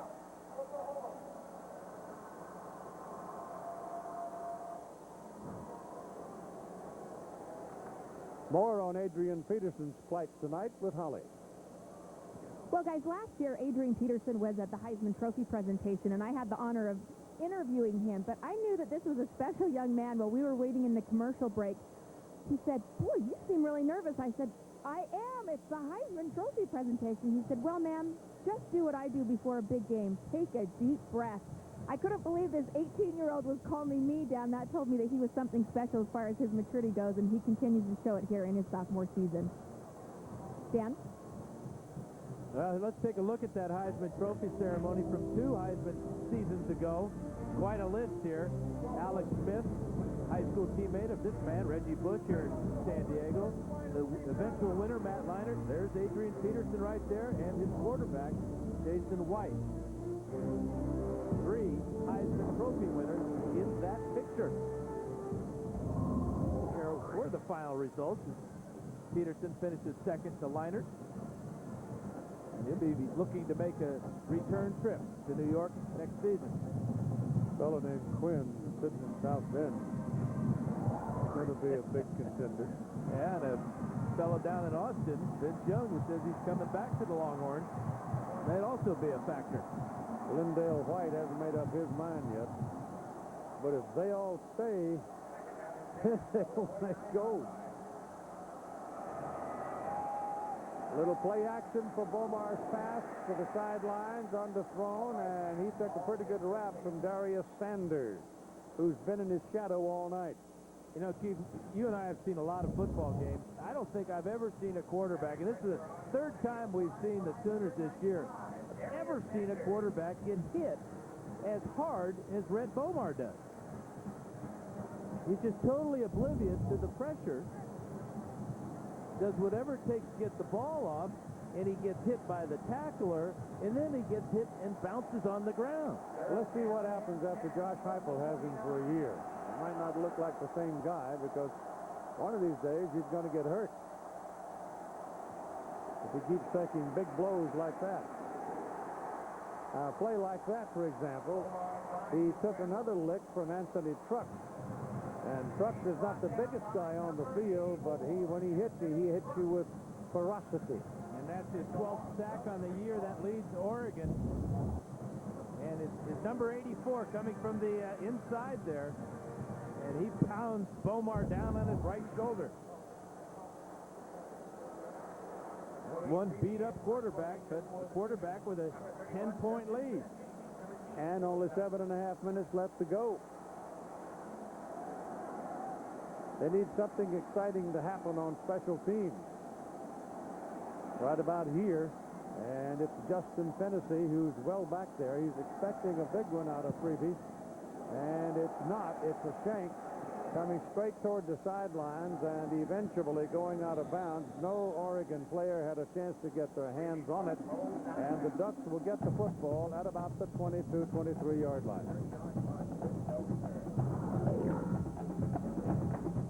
Each person has a unique way of seeing the world. That's why Pacific Life offers portfolio optimization for its variable products. A unique service that helps you and your financial professional identify an investment strategy that's right for you. And Pacific Life offers a full palette of investment choices to help you achieve your vision of your future. Ask your financial professional about Pacific Life, the power to help you succeed.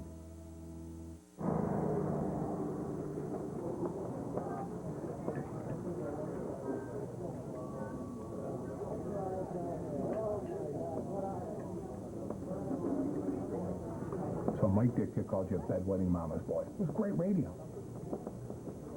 Pass salt.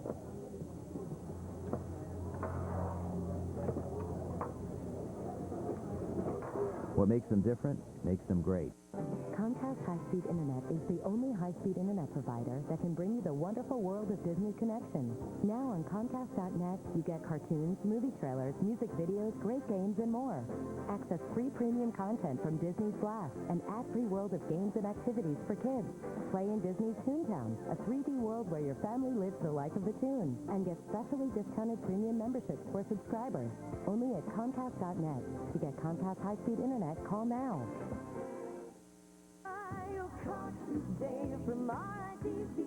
It's luxury for less now at RZA Cadillac Buick Hummer Sub in Tinley Park. Cadillac Buick Hummer Sub. All that luxury, all for less. Cadillac Buick Hummer Sub. $50,000 off MSRP. That's an outstanding inventory of Cadillac Buick Hummer Sub with $15,000 off. Cadillac Buick Hummer Sub. It's all the luxury and it's all for less. That's RZA Cadillac Buick Hummer and now Sub, Tinley Park. RZA's the only place to buy.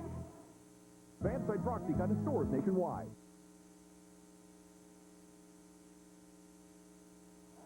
There are Fifth Avenues and there are Fifth Avenues. This is the heart of the gas lamp quarter here in downtown San Diego as the revitalization continues. Brady Leaf at quarterback for the Ducks. Brady Leaf is in there at quarterback. And it's an empty backfield for him. So Dixon's unable to do anything. They'll try Leaf. He throws a bad pass. James Findlay intended, and we'll spend a minute with Reese Davis.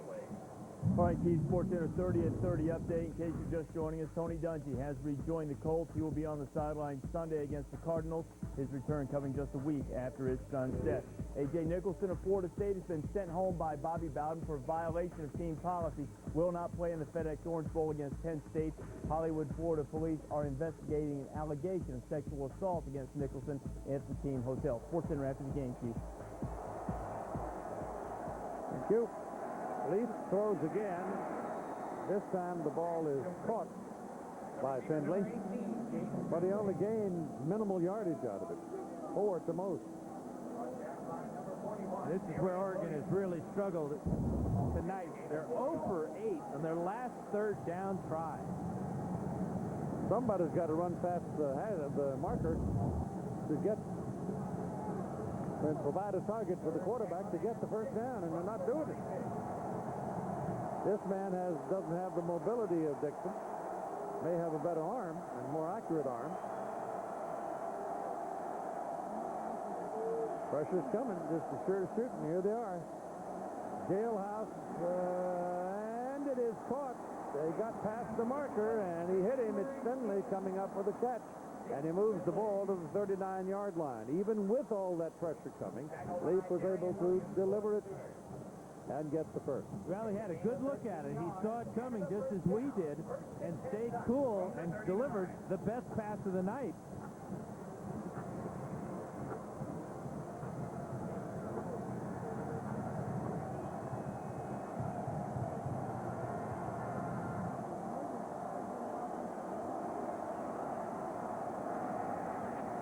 Sidearms it to the sideline.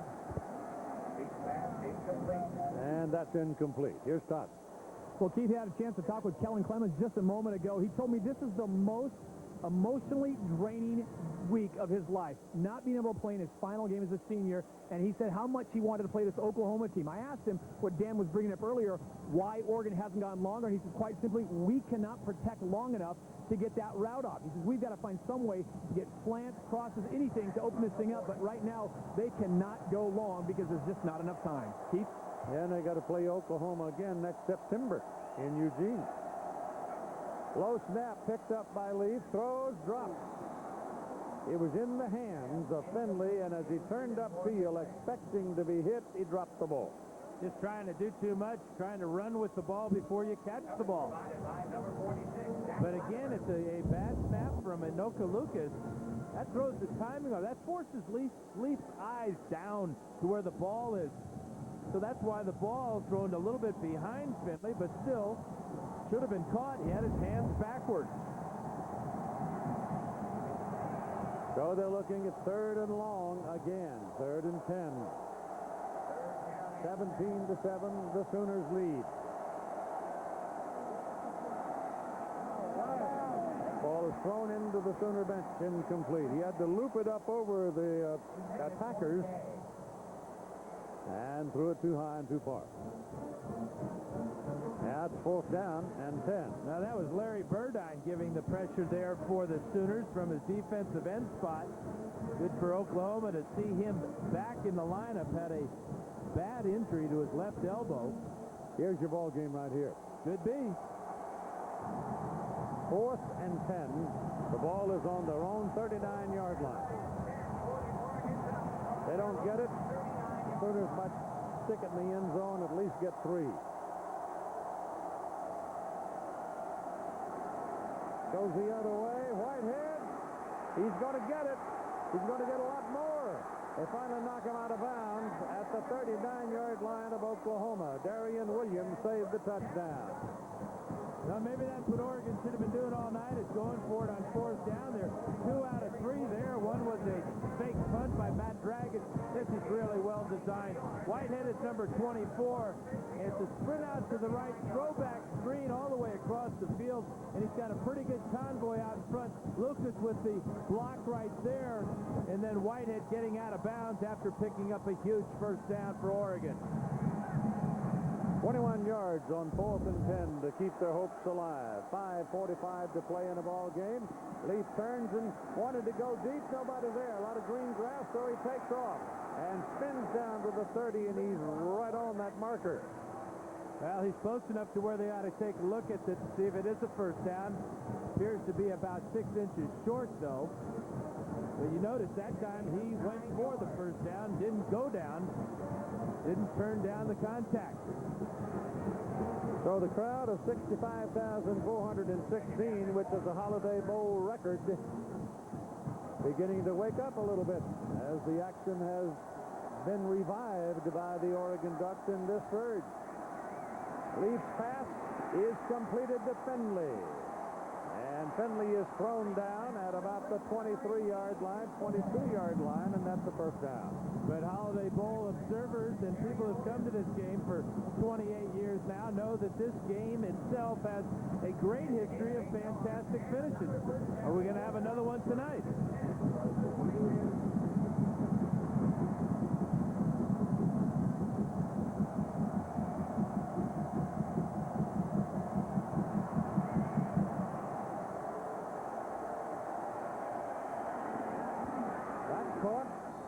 Williams.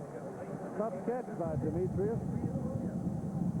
Yeah, I almost looked at the way that play was first executed, that Williams might have been looking to pitch the ball back to Jonathan Stewart on the hook and ladder.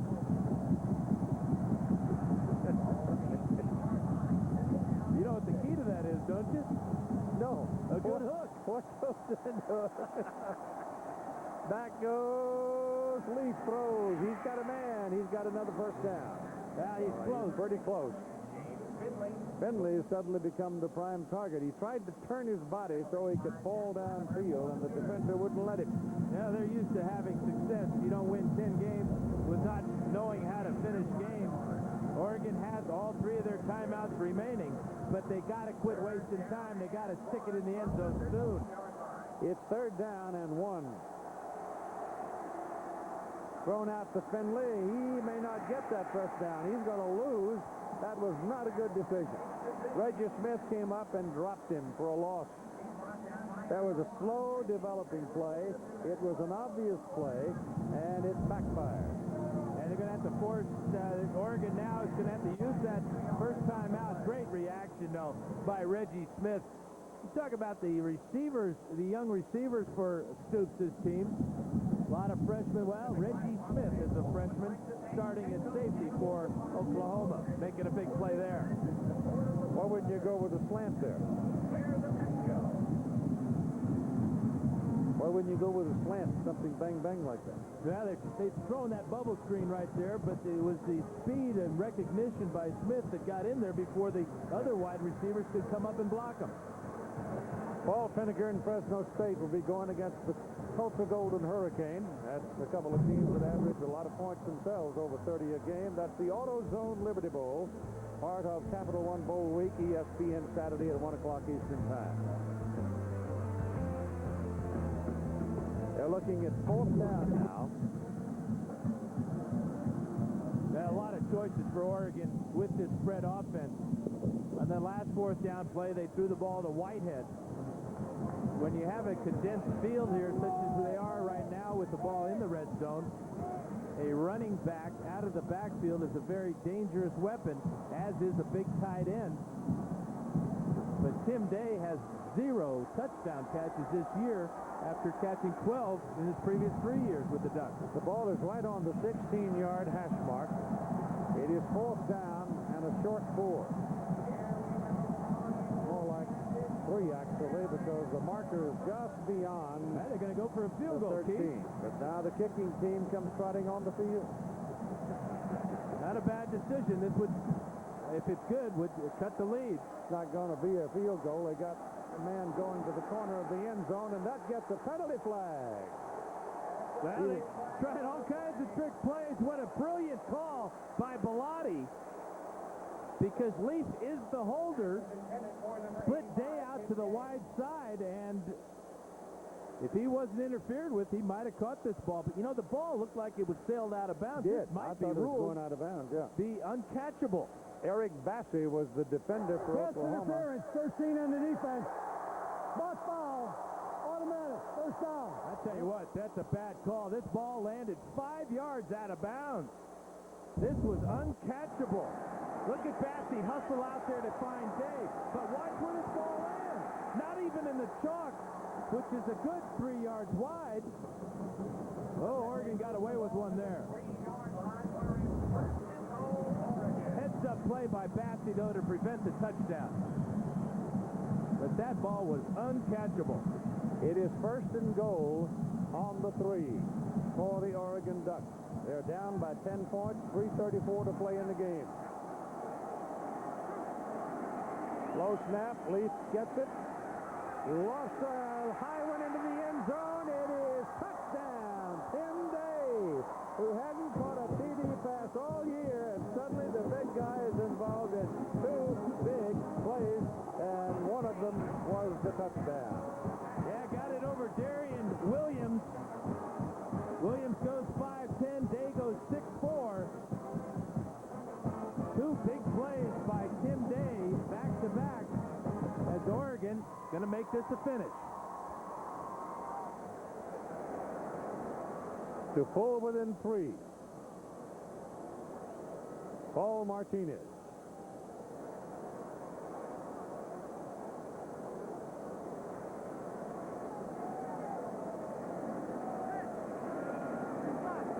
Lee holds it. The kick is good, but the whistle before the ball, or just as the ball was being snapped. False start, 85 offense. Wow. 5-yard penalty. Tim Day makes two great plays and now makes a mistake. You take the point off the board and back them up 5. And you know, Martinez has struggled with extra points all year long. He started the year just miserably in his inability to make the extra point.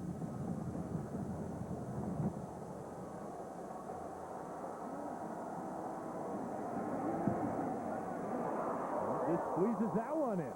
Whoa, just barely. 17-14. Wow.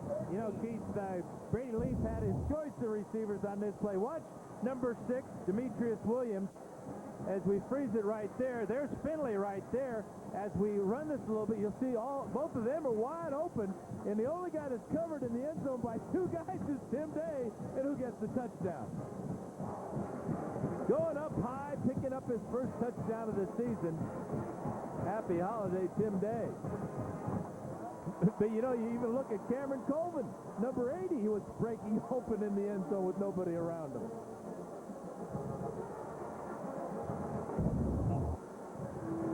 Yeah, fate is a fickle thing, isn't it? 17-14 now with 3.5 minutes to play. Onside kick here, or do you kick it away? You kick it away because you have 2 timeouts. Now, Oklahoma's lining up in the wrong end of the field. The receiving team went to the west end of the field, and now they get it straightened out. Now, Oregon should kick this one off, but they've got some momentum. They've got to be able to stop Adrian Peterson and Stoops' offense. Well, Matt Evanson has a big leg. He's capable of kicking the ball out of town. If he can keep them from having any kind of return here, it'll mean a lot. Or if he can get it very high in the air, would give the cover team a chance to come down and make the play. Well, here it is. He's going to kick it on the ground. Bouncing around, and it's Brady bounce. And the Sooners handle it up around the 33-yard line, and that's where they will possess it. J.D. Ronalds is the man who caught the ball, and here's Todd. Well, new life in the Oregon sidelines. You can imagine, I just talked to the referee, and I asked him, was that ball ruled uncatchable because he was interfered with? He said, exactly. They felt that he could have caught that ball had he not been bumped right there. Now, Dan, he would have been pretty tall, and I don't know how high Tim Day can jump, but you bring up a good point. He said, though, that if he would not have been interfered with, he would have made the catch. Yeah, Superman would have made that catch. Had the opportunity, maybe. Whatever. It's now Oregon's big problem to stop Oklahoma's offense. And a guy named Peterson just tucked it away and got 2 yards when it looked like he would lose 2. Yeah, but he went out of bounds and stopped the clock. That's more important right now than anything. This thing right there, that 3:23.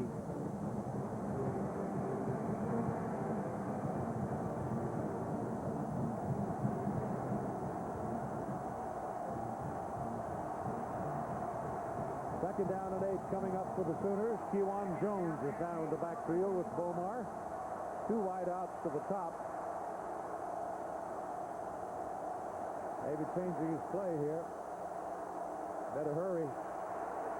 That's the illegal motion right there. Kewan Jones cuts back inside. I don't see any laundry. Well, there should be because Bomar was moving, as was Kewan Jones when the ball was snapped. Second team timeout. Oregon calls the timeout to stop the clock. And no call on what you were talking about. 3:15 to play in the ball game. Now you can see the clock up there in the right-hand corner. Well, watch Bomar moving around. Now Jones is going to move. The ball is snapped, and they're both still in motion. Good run by Kewan Jones. They'll be looking at 3rd down and 4 when action resumes after this timeout. At 3:15 to go. A 3-point ball game, 17-14.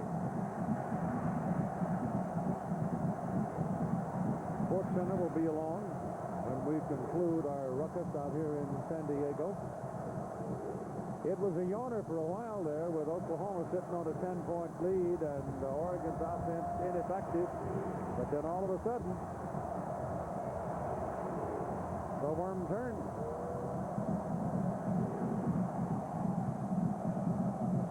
And Bob Stoops' brother, Mike Stoops, the head coach of Arizona, knows Brady Leaf well because Leaf had to come off the bench after Kellen Clemens was injured and Dennis Dixon was injured and lead the Ducks to a narrow win.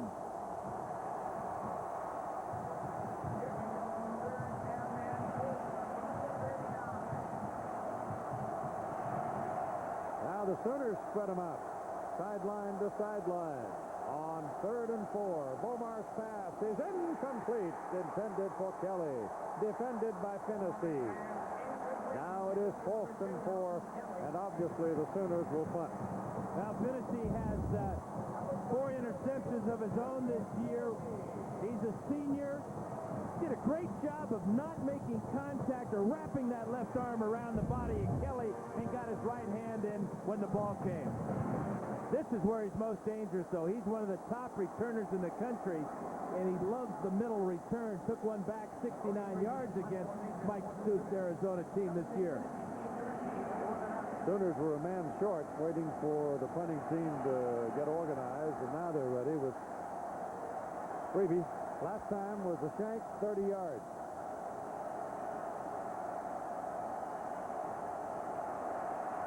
Ducks coming hard. Kick is away.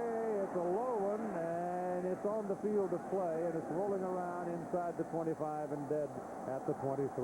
So there, the Oregon Ducks will get the ball with 3 minutes and 4 seconds to play in the ball game, and they trail by 3 points. And the big thing here is that with a lot of time and a timeout to use, they just need a field goal to tie this one up. Martinez has a 51-yarder this season. And so does Matt Evenson. He's got a 51-yarder. So either field goal kicker for Oregon can reach from distance.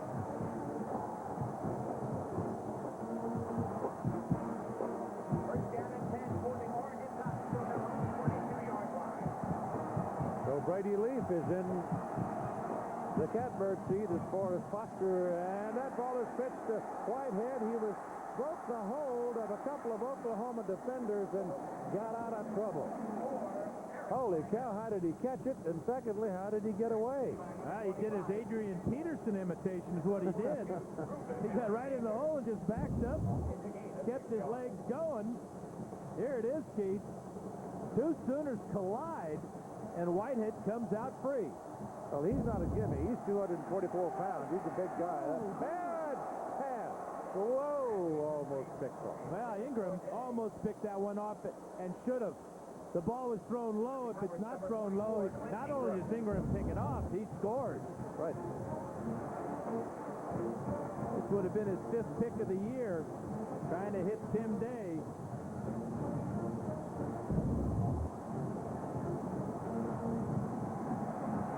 There was nobody between him and the goal line. I mean, it was clean on that side of the field. Yeah, he scored on one against Tulsa this year. Where's Demetrius Williams? Come to this side, to Whitehead. Whitehead gets loose. He's got a first down. He's across midfield. He's still going. He's finally brought down at the 35-yard line by Eric Massey. And Whitehead did exactly the same thing against Fresno State earlier this year when they needed it. Same type of play. A screen pass to Whitehead. Came into the game with 46 catches behind a lot of good blocking and determination. Watch him cut back against the grain here. Picking up blockers, heading down the field vertically, and setting his team up in real close to field goal position. Jeremiah Johnson comes into the ball game. He is the tailback. You got to get Whitehead out and let him get his breath after that play. I don't know where Stewart is. Maybe they're afraid that Stewart, who's had some fumble troubles.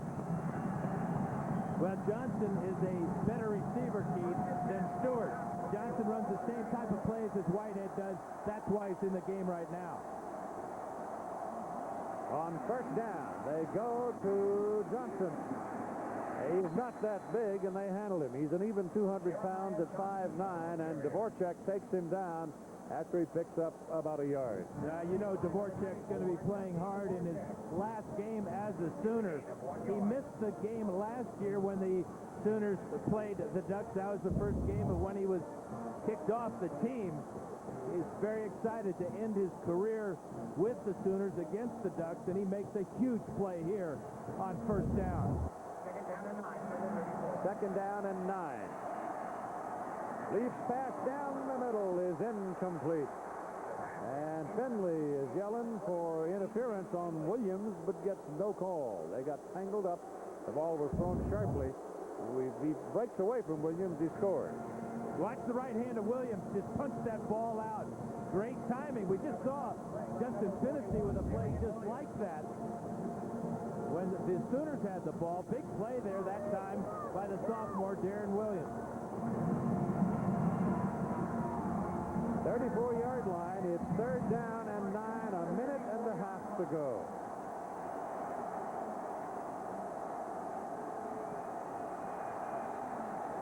All kinds of movement along the line of scrimmage. Yeah, Palani Masoon jumped offside. 5-yard penalty. Still third down. Concentration, concentration, concentration. Well, basically that penalty takes them out of any chance of kicking a field goal on fourth down if this play is incomplete pass. That's how big that false start was.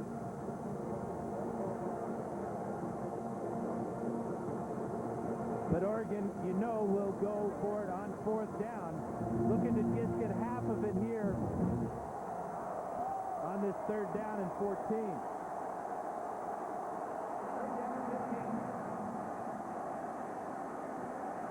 Leafs got to throw the ball. Now throws it to Jeremiah Johnson, and Johnson gets loose and gets a first down. Holy cow. Yes, he does have to throw the ball, and he finally got around to it. And he found a freshman. You don't talk about his scrambling ability, but you talk about the fact he doesn't get rattled.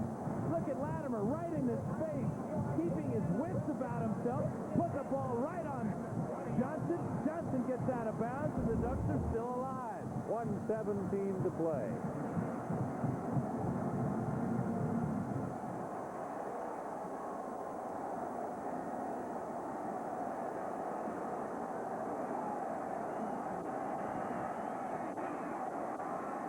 Leaf runs it up into the middle. But, you know, the bad snap just took that whole play and threw it in the trash can. It's been a problem all night for Anoka Lucas with Dusty Dvorak on his nose. The ball has come back low and it just throws the timing off, especially on an option play, as that one appeared to be.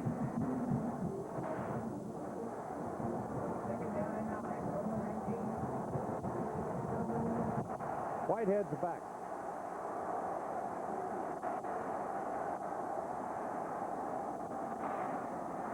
Leaf pass intercepted by Clint Ingram.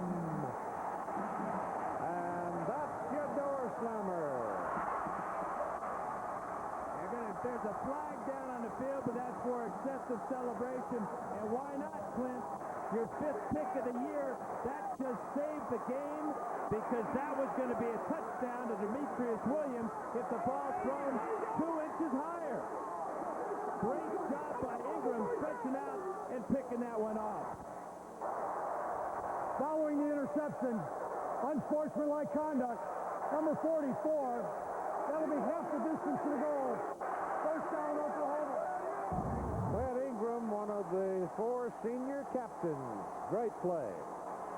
You can see Williams was behind him, but the ball is thrown too flat by Leaf. What an athletic play, and I'm not so sure that this action right here is unsportsmanlike. I think that's just a kid having fun and winning a game for his coach and his team. So the Oklahoma Sooners with the ball and only 33 ticks remaining on the clock, and Oregon with what, one timeout remaining? Yep. School's out. This baby's over. 17-14. I guess, like Yogi said, it ain't over till it's over, so let's wait till the clock runs out. A heck of an effort by Brady leading in the Ducks down. They were within field goal range there. Field goal would have tied it, but the Sooners going crazy.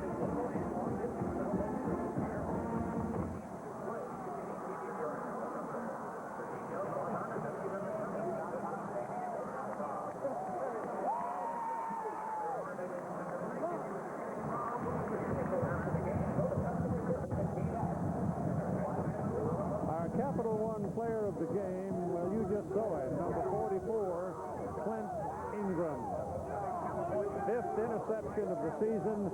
This one seems to have saved the game for the Sooners to give them their 8th win on a season, and started out with a great deal of difficulty for them. They played 12 freshmen along the way, and they all grew together. And here's the play. Williams was behind Ingram. Ingram with great speed, recognition, athletic ability, and finished the play.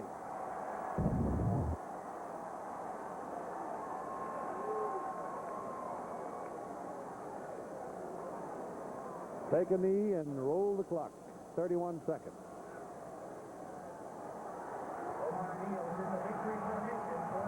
Penalty flag. And that stops the clock. That stops the clock. Rhett Bomar slams the ball down. That's going to be another one of those unsportsmanlike penalties. Number 7, half the distance to the goal, 3rd down. Now you move him back half the distance. Now a knee becomes a little bit more of a problem. Yes, it does.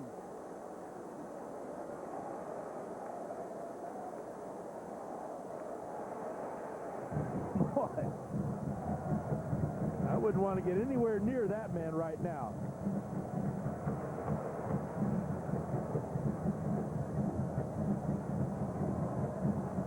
Just excited, that's all. He slammed that ball down because he thought the game was over and that the Sooners had won.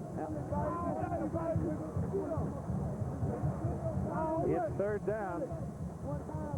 He might be forced to take a safety here, and that wouldn't be all that bad a deal because they're only, well, clock has started again, and now a delay of game penalty is being called. Offense, charge to number 7. Not sure why the game clock started still there. 3rd down. They wound the clock and they rolled the clock once the mark-off on the penalty had been made.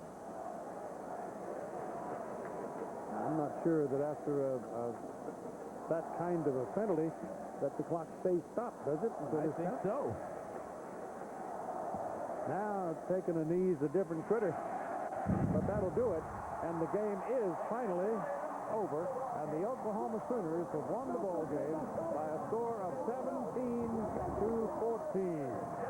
Well, it got pretty exciting in that final minutes of the 4th quarter, but Oklahoma won the ball game in the 3rd quarter when they scored 2 touchdowns. And then Clint Ingram's interception made it stand up, and your final is a win for the Sooners. Here's Holly. Coach Duke, what happened there at the end? Well, we made some foolish plays, and we go and get a personal foul and stop the clock. You know, just need to play smarter, but we did what we need to do and won. Told you at halftime the team behind comes back to win. Your offense finally got rolling. What worked with the running game? I'm glad you reminded me of that. But as I said coming out at halftime, we wanted to get them moving early, get them running, hopefully tire them down, and then hit them in the second half of the running game. It worked for a good part of it. I liked in the first half. We were close to making some more plays. We didn't feel we were just strong enough initially just to pound them early. We wanted to try and work them later in the game, and it worked for us. All right, congratulations, Coach. Thanks for your time. Appreciate it. Final score, Oklahoma 17, Oregon 14, and another great Pacific Life Holiday Bowl game. This has been a presentation of ESPN, the worldwide leader in sports. Sports Center is next. We'll move over to ESPN News for a post-game extra goodbye from San Diego, California.